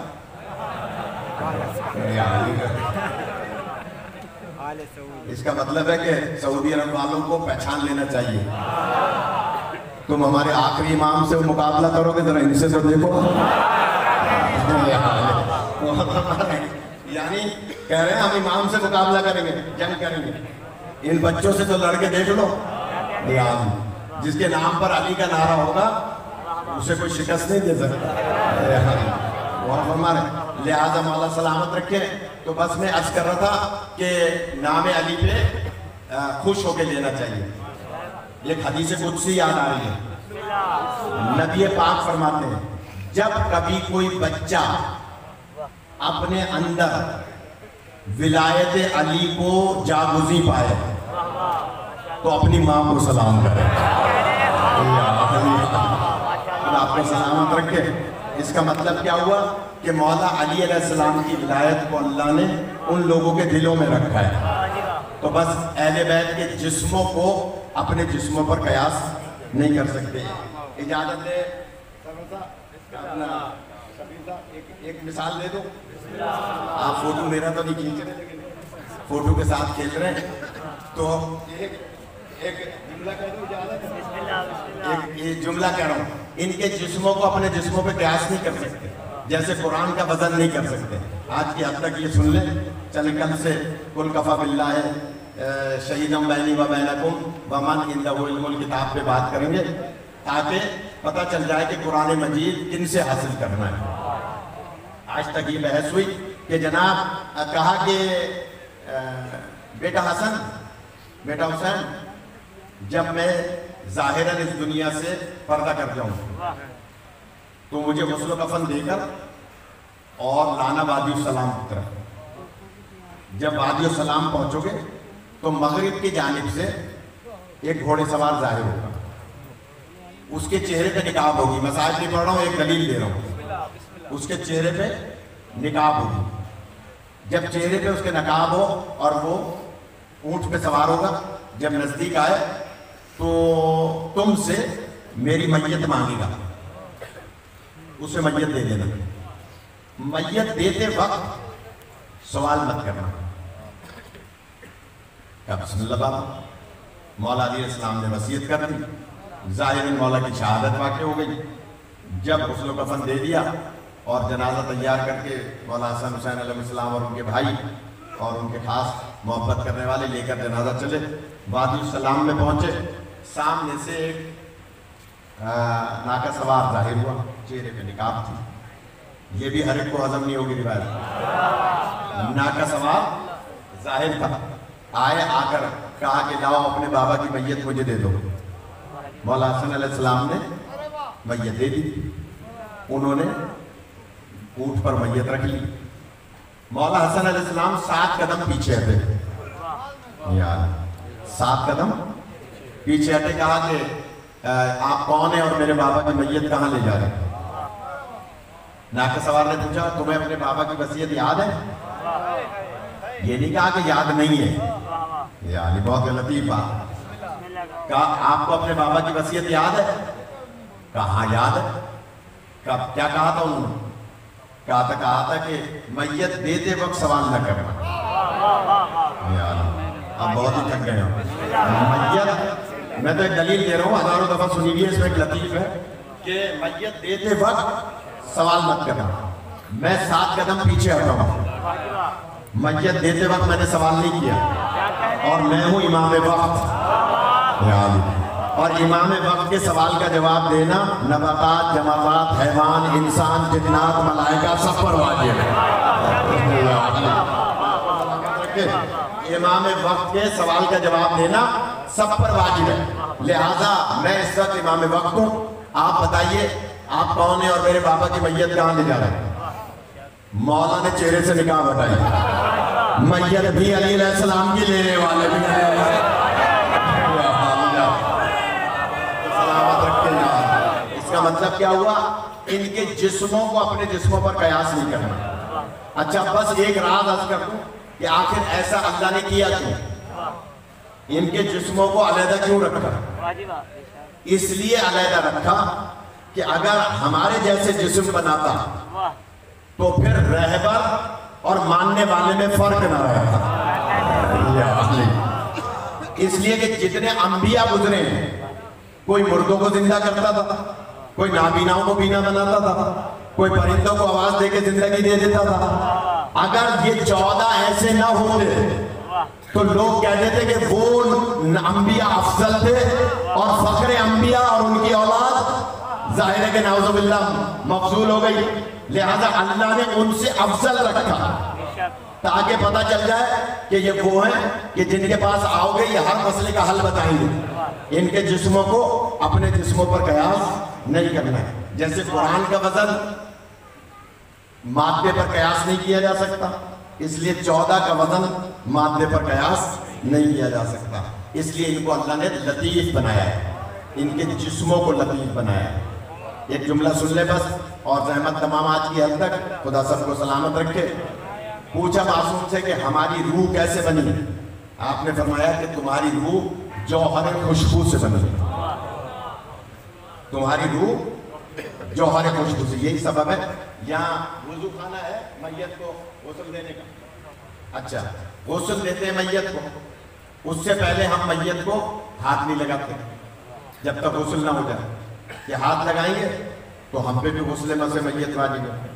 اور یہ بہت ضروری بات ہے، جس نے میت کے مسام کو مس کیا ہے اس پہ غسل میت واجب ہے. لیکن اگر کوئی اور اس سے ہاتھ ملا رہا ہے تو اس پہ غسل واجب نہیں ہوا. مثلا میں میت کو غسل دینے گیا، میں نے میت کو مس کیا، باہر نکلا مولانا مل گیا، مولانا نے مجھ سے ہاتھ ملا لیا، تو اب ان پہ واجب نہیں ہے. کیوں؟ دلیل دے دوں. غسل مس میت ہے، مجھ سے ہاتھ ملانے والا زندہ سے مل رہا ہے. بہت سے لوگ یہ کہہ دیتے ہیں کہ جناب کیونکہ یہ میت کو غسل دے کے آیا اس سے ہاتھ نہیں ملانا. ویسے کرونا کی وجہ سے نہ ملائیں، یہ اور بات ہے، لیکن اس سے ہاتھ نہیں ملانا اس لیے کہ یہ میت کو بس کر کے آیا. تو غسل مس میت ہے، مس زندہ نہیں ہے، آپ زندہ سے مل رہے ہیں. لہذا غسل مس میت، میں جملہ کہہ رہا ہوں، ہم غسل کیوں کرتے ہیں؟ کیونکہ اس کے جسم میں جوہر تھا، روح کی صورت میں خوشبو، وہ خوشبو نکل گئی. اب ہاتھ لگائیں گے تو غسل واجب ہو جائے گا. ان کے ہماری روح جوہر خوشبو سے بنی، 14 کے جسم جوہر خوشبو سے بنے. اور بنا رہے اسی لیے ان کے جسموں میں خوشبو ہوتی ہے، اور خوشبو ایسی ہوتی ہے کہ جو میلوں دور سے پہچان لی جاتی ہے. متوکل کے دور سے پہلے تک، کچھ بچوں کے لیے معلوماتی بات بھی ہو جاتی ہے، متوکل کے دور سے پہلے تک سادات میں خوشبو آتی تھی. سید جو ہوتے تھے ان میں خوشبو آتی تھی، جہاں سے گزر جاتے تھے لوگ سمجھ جاتے تھے کوئی سید گزرا ہے. اور کیوں؟ جب خوشبو کا پتہ چل جاتا تھا گرفتار کر کے لے جاتے تھے اور ان کو تہ دیکھ کر دیتے تھے. متوکل کے دور میں سادات نے مل کر دعا کی کہ اللہ یہ خوشبو تو ہمیں مروا رہے ہیں، یعنی اس خوشبو کی وجہ سے ہم قتل ہو رہے ہیں. تو خوشبو خود بخود سادات سے ختم ہو گئی. اب میں جملہ کہوں، سادات کی خوشبو جسم سے ختم ہو گئی، کردار سے ختم نہیں ہونی چاہیے. سادات کے کردار سے پتہ چلنا چاہیے کہ یہ سید ہے خوشبو والا. اور جب کردار سے پتہ چلے گا، اسی لیے مولا کائنات فرماتے ہیں یہ جو حضرات گھر بنا کے رہتے ہیں نا، انچولی میں رہ رہے ہیں، رضویہ میں رہ رہے ہیں، مثال کے طور پہ جعفر طیار میں رہ رہے ہیں، یا آپ کی 9 نمبر میں رہ رہے ہیں لطیف آباد میں، یا مثال کے طور پہ گلستان سجاد میں رہ رہے ہیں، جو حضرات ایک جگہ رہ رہے ہیں نا، علی علیہ السلام کے ماننے والے، وہ مولا کے عمل کے خلاف کر رہے ہیں. اب کوئی مجھے برا کہے تو بھلے کہے، لیکن مولا کے عمل کے خلاف ہے. کیوں؟ مولا فرماتے ہیں، بلکہ روایت سن لیں، گھوڑے پہ سوار جا رہے تھے مولا کائنات، پیچھے جناب سلمان فارسی، دونوں جا رہے ہیں. جناب سلمان فارسی نے کہا مولا یہ جو وادی آئی ہے نا بستی، یہ گاؤں ہے، یہ آپ کے دشمنوں کا ہے، یہ ساری وادی آپ کے دشمنوں کی ہے. مولا گھوڑے سے اترے، 2 رکعت نماز پڑھی، دعا فرمائی، خدا بندہ ان کو یکجا رکھنا. یہ ہر ایک کو ہضم نہیں ہوگی، ان کو یکجا رکھنا. سلمان کی حیرت 10ویں درجے پہ، لیکن حیرت. کہا کہ یا علی آپ دعا فرما رہے ہیں کہ ان کو یکجا رکھنا، دشمن ہے آپ. مولا مسکرا کے گھوڑے پہ سوار چل دیے. آگے بڑھے، سلمان کا مولا سمجھانے کے لیے عرض کر رہا ہوں، یہ 9 نمبر لطیف آباد آ گیا، یہ انچولی آ گیا، مثلاً یہ جعفر طیار آ گیا، رضوی آ گیا. مولا پھر گھوڑے سے اترے، 2 رکعت نماز پڑھی، بعض آواز بلند دعا کی، خدا بندہ ان کو منتشر کر دینا. بس چلیں آپ تھک گئے، میں آج کچھ اور فضائل پڑھنا چاہ رہا تھا. مولا فرماتے ہیں خدا بندہ ان کو منتشر کر دے. سلمان سے اب برداشت ہی نہیں ہوا، ہاتھ جوڑ کے کہا مولا دشمنوں کے لیے کہہ رہے ہیں کہ یکجا رکھنا. ان کو کہہ رہے ہیں جو مہم ہے آپ کے کہ ان کو منتشر کر دیں. میری سمجھ میں نہیں آ رہی. اب جب سلمان کی سمجھ میں نہیں آ رہی تو میری سمجھ میں کیسے آ رہی؟ جناب سلمان نے کہا مولا سمجھ میں نہیں آ رہی بات. مولا نے جو جواب دیا ہے بس یہ آپ سب کے لیے مولا کا جواب ہے. مولا فرماتے ہیں سنو، جن کے لیے میں نے دعا کی تھی کہ خداوند یکجا رکھنا، وہ میرے دشمن ہیں، اور میرا دشمن بدبو ہوتا ہے. بدبو ایک جگہ رہے تو اچھی رہا کرتی ہے. میرے محب خوشبو ہیں، خوشبو دنیا میں پھیلے تو دنیا کو بہت کر لیا کرتی ہے.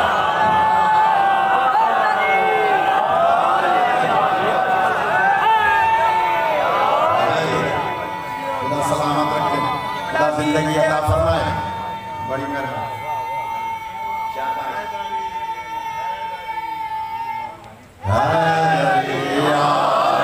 خدا آپ کو سلامت رکھے، خدا سلامت رکھے.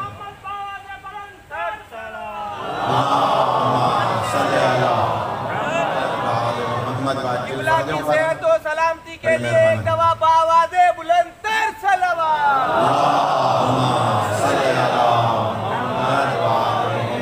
اگر قبلہ اجازت دے تو میں کل کی بات آج شروع کر دوں تاکہ کچھ لوگوں کو آئیڈیا ہو جائے کہ ہمیں کل کیا پڑھنا ہے.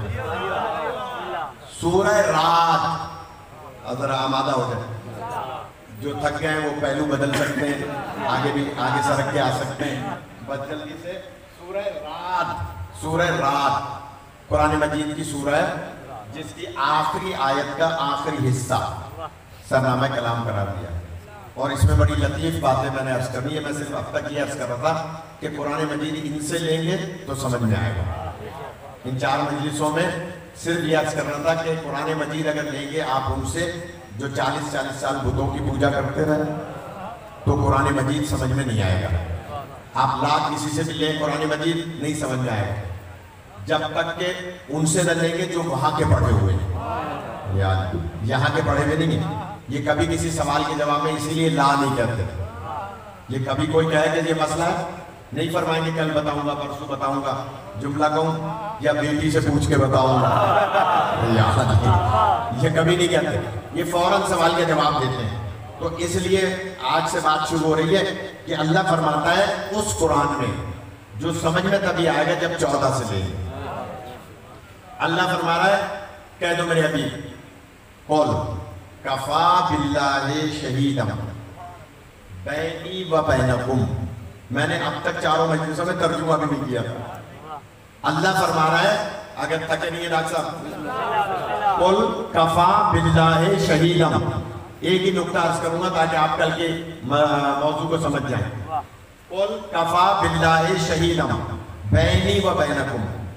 اے میرے حبیب ان سے کہہ دو. کن سے کہہ دو؟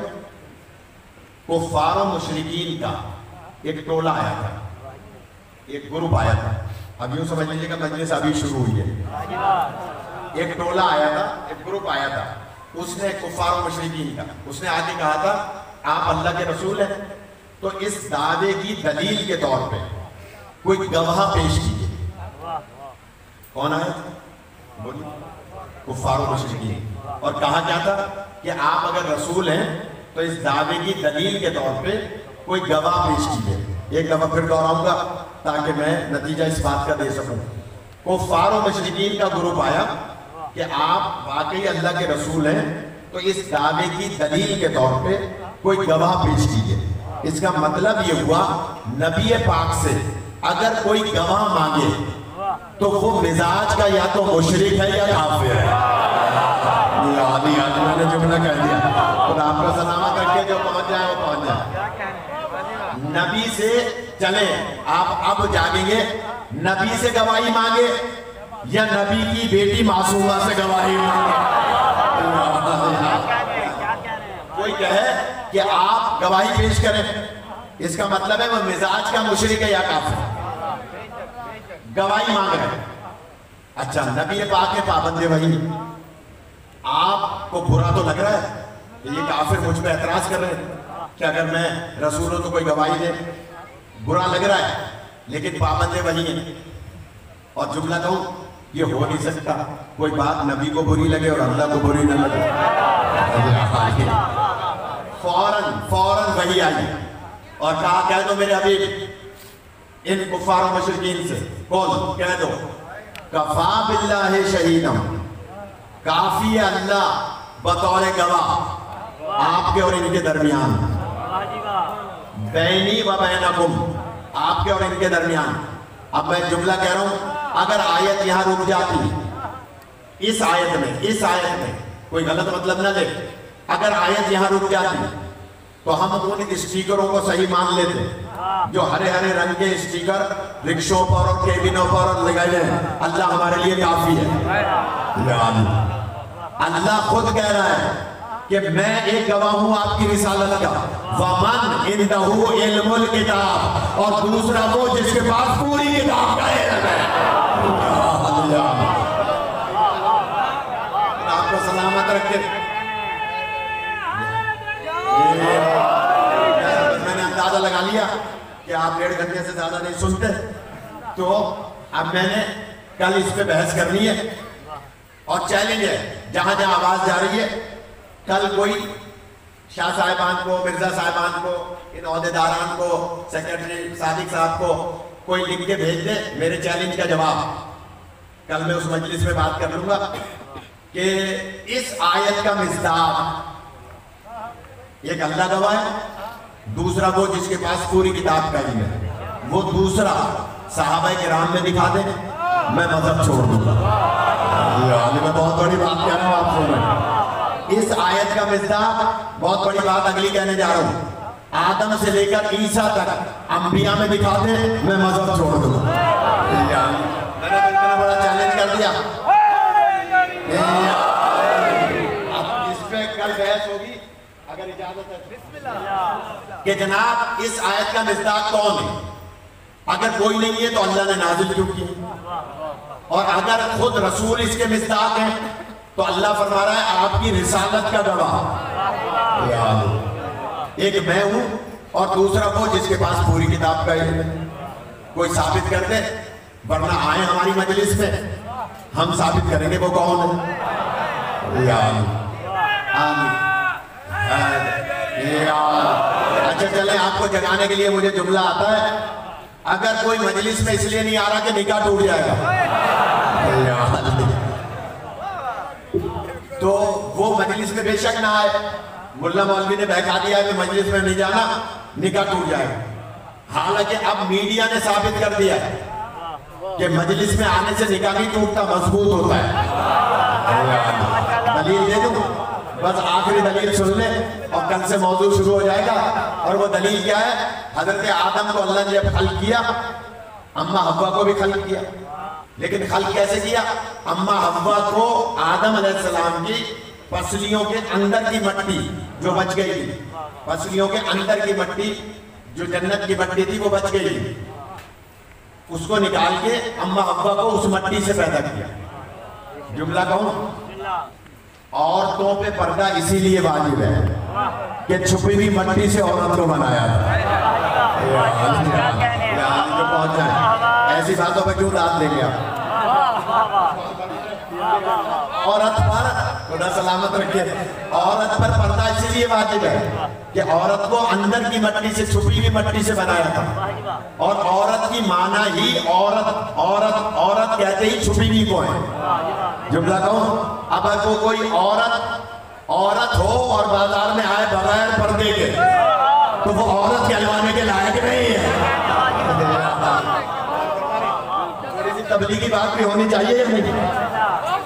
خدا سلامت رکھے کہ جناب عورت کہتے ہیں اس کو ہے جو چھپی ہوئی ہو، عورت مانا چھپے میں، عورتین، یہ عورتین کیوں کہتے ہیں؟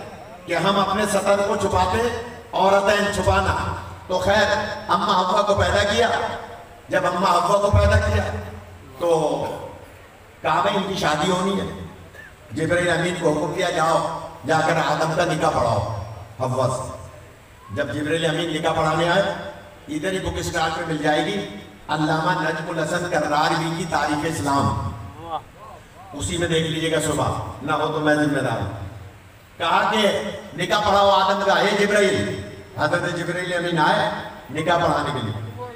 جیسے ہی نکاح پڑھانے کے لیے پہنچے تو دیکھا لوح محفوظ پر لکھا ہوا تھا کہ جب بھی کسی مومن مومنہ کا نکاح ہوگا تو پہلے کچھ نہ کچھ مہر مقرر کیا جائے.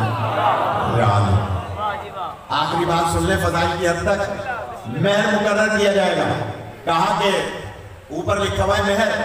جناب جبرائیل امین نے عرض کی یا اللہ یہ آدم کا اللہم صلی اللہ محمد وآل محمد وعجل فرجہم کہا کیا مہر ہوگا یا اللہ.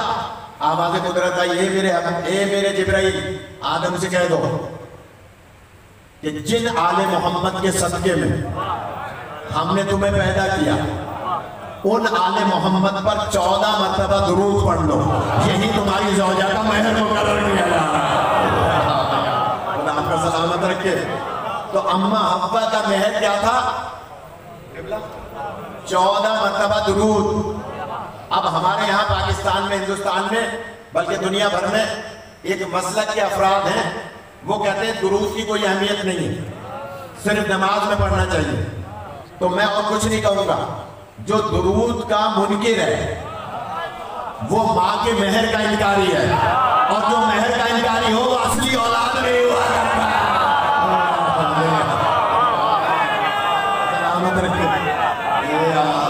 خدا آپ کو سلامت رکھے. مولا سلامت رکھے. اللہ صلی اللہ محمد وعجل فرجہم. خدا تمام بزرگوں کو تمام بچوں کو ماں بہنوں کو سلامت رکھے. ہر بلا مصیبت سے محفوظ رکھے. بہت شکر گزار ہوں آپ تمام حضرات کا خاص طور پہ بانیان کا علماء کا ذاکرین واعظین. آپ سب جانتے ہیں کیونکہ یہ دن وہ دن ہیں کہ جن میں زہرا کے لال پر گریہ کرنا ہے. جو دور دور سے رونے آئے ہیں ہم فضائل کتنے بھی پڑھ لیں حق ادا ہو نہیں سکتا. لیکن مسائل میں اگر کسی کو رونا نہ آئے تو رات بستر پہ جا کے بیوی سے معافی مانگے. آقا صاحبی میں آپ کے لال کی مجلس میں گیا تھا. کیا مجلس میں گئی تھی؟ مجلس میں جا کے میں نے اپنے لحاظ سے پڑھا تھا لیکن مجھے رونا نہیں آیا. آقا صاحبی آپ ناراض تو نہیں ہیں؟ میں آپ سے معافی مانگتا ہوں. حضرت خدا آپ کو کسی غم میں نہ رلائے. ایک مسائل پڑھنا چاہتا ہوں جس کا حوالہ بھی دوں گا. جلدی نہیں کروں گا. بہت ہی بات دست بستہ ہاتھ جوڑ کے معافی مانگتا ہوں. جو حضرات 1 گھنٹے سے زیادہ سننے کے عادی نہیں ہیں ان سے میں معافی مانگتا ہوں. میرا مزاج ہے. حضرتاروں ایک کتاب ہے جس کا نام ہے بلبل دبستان اسلام. فارسی کی کتاب ہے بلبل دبستان اسلام. اس میں یہ روایت موجود ہے کہ ایک کافر مشرک تھا شام کا رہنے والا. بہت بڑا امیر تھا. بڑی جائیداد تھی. اس کی ایک بیٹی پیدا ہوئی اور ایک ہی بیٹے پیدا ہوئی. نہ کوئی اور بیٹا تھا نہ کوئی بیٹی تھی. اس کتاب کے مطابق جو پڑھ رہا ہوں عزیزارو پیدائشی نابینا تھی. پیدائشی نابینا. جب 3 اور 4 سال کے درمیان ہوئی تو وہ اپنی خادم خدمت کرنے والی آیا سے کنیز سے ایک دن کہنے لگی کہ میں خواب میں ایک ایسا گھر دیکھتی ہوں جس کے چاروں طرف کالے رنگ کا غلاف چڑھا ہوا ہے اور لوگ اس کے گرد چکر کاٹ رہے ہیں. کافرہ تھی مشرک تھی مگر کچھ لوگ اس کے گرد چکر کاٹ رہے ہیں. تم بتاؤ وہ کس کا گھر ہے؟ یہ کون سا گھر ہے؟ یہ کیسا گھر ہے؟ وہ کنیز نے کہا یہ مسلمانوں کا گھر ہے. وہاں لوگ طواف کرتے ہیں. اللہ کا گھر کہتے ہیں. وہاں مسلمان عبادت کرتے ہیں. اور اس نے کہا میں کچھ کھجوروں کا باغوں کا ایک شہر دیکھتی ہوں جس میں کچھ شہزادوں کو چلتے ہوئے دیکھتی ہوں جو انتہائی نورانی شہزادے ہیں. وہ خاتون کہتی ہے کہ میں نے دیکھا تو نہیں ہے لیکن میں نے سنا ہے کہ مسلمانوں کے کوئی نبی ہیں اور ان کے 2 شہزادے ہیں انہیں حسن اور حسین کہا جاتا ہے. وہ شہزادے مدینے میں رہتے ہیں. شاید تم انہیں خواب میں دیکھ رہی ہو. اس نے کہا اچھا. کہا کہ اب آنے دو میرے بابا کو. عزیزارو شام کو جب باپ بیٹی سے ملنے آیا شام میں اس سے زیادہ امیر آدمی کوئی نہیں تھا. جب ملنے آیا تو بیٹی نے کہا بابا میں آپ سے اس وقت تک کلام نہیں کروں گی جب تک مجھ سے وعدہ نہ کریں کہ مجھے اس گھر کا طواف کرنا ہے. کہ جس کو کہتے ہیں اللہ کا گھر، اور مجھے ان شہزادوں کی زیارت کرائیں کہ جنہیں میں خواب میں دیکھتی ہوں۔ عزیزانو یہ سننا تھا، باپ ناز و نام کی پلی ہوئی بچی تھی اور عزیزانو امیر کبیر شخص تھا، اس نے انتظام کیا، ایک پورا لشکر تیار کیا، اپنی بیٹی کو بہترین محمل میں بٹھایا، خود اس کے ساتھ بیٹھا۔ عزیزانو جب مدینہ پہ مکے آیا، مکے میں خانہ کعبہ کا اپنے لحاظ سے طواف کیا، اور اس کے بعد جب مدینے آیا، سنیے گا عزیزانو، مدینے کے باہر ایک خیمہ لگوایا اور کئی خیمے کنیزوں کے تھے، اپنی بیٹی کو عالیشان خیمے میں آرام کرایا۔ جب خود بھی آرام کر چکا تو ایک مرتبہ یہ کہہ کے کہ سب سے پہلے میں جاؤں گا، میں دیکھوں وہ کون نبی ہیں جنہوں نے کہا ہے قولوا لا الہ الا اللہ تفلحوا، اور وہ شہزادے کون ہیں جو نورانی شہزادے ہیں۔ سنیں گے عزیزانو، جیسے ہی یہ شہر مدینے میں آیا، سامنے سے جناب سلمان آتے ہوئے دکھائی دیے، پوچھا تم کون ہو؟ وضاقتہ سے امیر معلوم ہوتے ہو۔ صاحب بلبل دبستان اسلام لکھتے ہیں کہ اس نے کہا کہ میں شام کا رہنے والا ہوں اور میں آیا ہوں یہاں پر ان شہزادوں کو دیکھنے کے لیے کہ جن کے لیے کہا جاتا ہے کہ وہ کسی نبی کے شہزادے ہیں اور بہت خوبصورت شہزادے ہیں۔ سنیے گا عزیزانو، جو رونے آئے ہیں تو جناب سلمان نے فرمایا کہ تم اکیلے آئے ہو یا کسی اور کو بھی ساتھ لائے ہو؟ تو اس نے کہا میری نابینا بیٹی ہے جس نے خواب دیکھا تھا۔ سلمان کہتے ہیں نابینا کو باہر کیوں چھوڑا ہے؟ چلو میں تمہیں دروازہ دکھاؤں، نابینا کو بینا بنانے والا وہی دروازہ ہے، وہی دروازہ نابیناؤں کو فخر عیسیٰ ہے جو لوگوں کو بینائی دیا کرتے ہیں۔ عزیزانو یہ سننا تھا، ایک مرتبہ گھبرایا، کہنے لگا ایسا بھی ہو سکتا ہے کوئی پیدائشی نابیناؤں کو بینا بنائے؟ کہا کہ ہاں تم لاؤ اپنی بیٹی کو۔ سنے گے عزیزانو، یہ اپنی بیٹی کو لے کر آیا، گود میں جیسے ہی پہنچا جناب سلمان کے ساتھ دروازہ مولا علی پر، اندر سے مولا نے فرمایا سلمان اس بچی کے لیے اگر باعث شفا ہے تو میرا بیٹا حسین ہے، حسین آنے والا ہے۔ عزیزانو مولا حسین باہر آئے، کم سے امام آگے بڑھ کے کہتے ہیں اے چچا سلمان ایک پانی کا جام لے آؤ۔ عزیزانو پانی کا جام لائے، مولا حسین نے اپنی 2 انگلیاں اس پانی میں مس کی اور فرمایا یہ اس کی آنکھوں سے لگا دیا جائے۔ عزیزانو جیسے ہی آنکھوں سے پانی لگا اس کے آنکھوں میں نور آیا، آگے دیکھ کر کہتی ہے یہی تو وہ شہزادہ ہے جسے میں خواب میں اجروں کو منزا اپنے دل کی دعا مانگیے گا۔ مولا حسین ابن علی نے شفا دی۔ عزیزانو جیسے ہی اس بچی کو آنکھیں ملی، ایک مرتبہ اپنے باپ سے کہتی ہے بابا اس سے بڑا معجزہ کیا ہوگا؟ اب آپ اس کے نانا کا کلمہ پڑھ لیجئے، میں بھی ان کے نانا کا کلمہ پڑھتی ہوں۔ عزیزانو یہ مسلمان ہو گئے اور اس کے بعد یہ کہتا ہے آقا میں اس بچی کو آپ کی تربیت میں، آپ کے خانوادے کی تربیت میں اور ان کی خدمت میں چھوڑنا چاہتا ہوں۔ عزیزانو یہ بچی جناب زینب ام کلثوم کے پاس پلتی رہی۔ سنیں گے عزیزانو، جب یہ بچی سن بلوغت کو پہنچی، اس کا باپ سال بہ سال آتا تھا، کچھ دنوں کے لیے شام لے جاتا تھا۔ کچھ عرصے کے بعد جب یہ شام گئی تھی اور سن بلوغت کو پہنچ گئی تھی، عزیزانو کسی تقریب میں، کیونکہ امیر آدمی تھا، کسی تقریب میں یزید نے اس کو دیکھ لیا تھا اور اپنے باپ سے کہا تھا میں اس سے شادی کرنا چاہتا ہوں۔ ادھر مولا حسین نے اس کے باپ کو بلا کر کہا تھا تم اپنی بیٹی کو لے جاؤ اور جہاں چاہو شادی کر دو۔ عزیزانو اس نے یزید کے باپ نے کہا تھا اگر تم نے شادی نہ کی میں تمہارا مال و اسباب لوٹ لوں گا اور تمہیں قید کر لوں گا۔ مولا حسین نے فرمایا تھا ہم تمہیں قید ہونا برداشت نہیں کرتے، لے جاؤ اس کو۔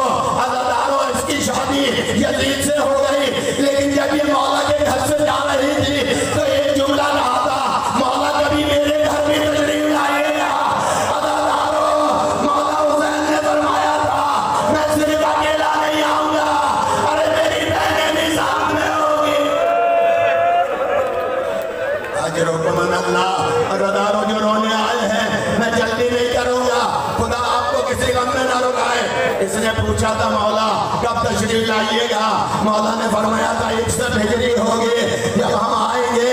عزیزانو اس کو پتا چلا تھا کہ کربلا والے، اس کو پتا چلا تھا کہ مولا حسین کو اللہ نے ایک بیٹا عطا کیا ہے جس کا نام علی اصغر رکھا ہے۔ عزیزانو اس نے ایک جھولا بنوا کر اپنے محل میں رکھا تھا کہ جب حسین آئیں گے علی اصغر کو جھولے میں جلاؤں گے۔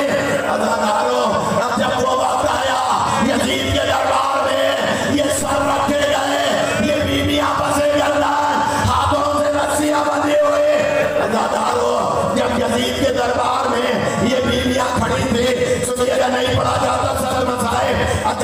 यजीद की बेटी रमला एक मर्तबा अपने घर से महल से एक मर्तबा दरबार में आई।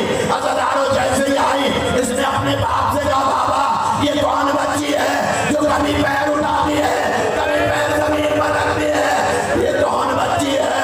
अज़ादारो ये सुन रहा था, यजीद तो खामोश था। एक मर्तबा मौला सज्जाद बोल उठे, फरमाया ये क्यों पैर उठाती है?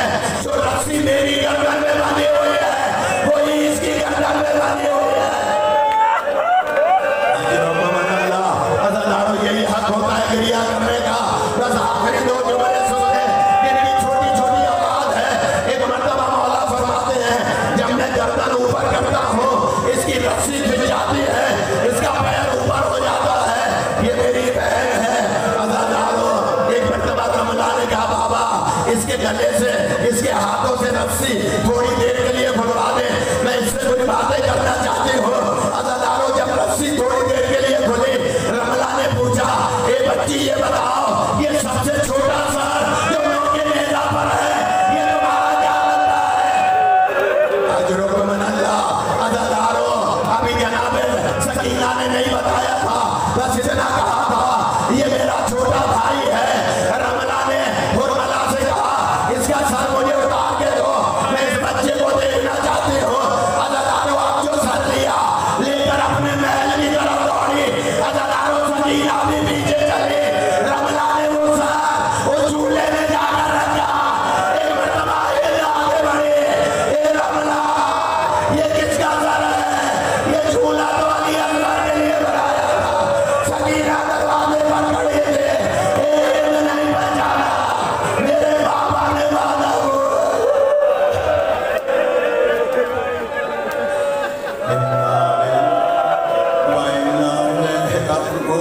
खुदावंदा इन रोने वालों को दुनिया के गम में न रखना।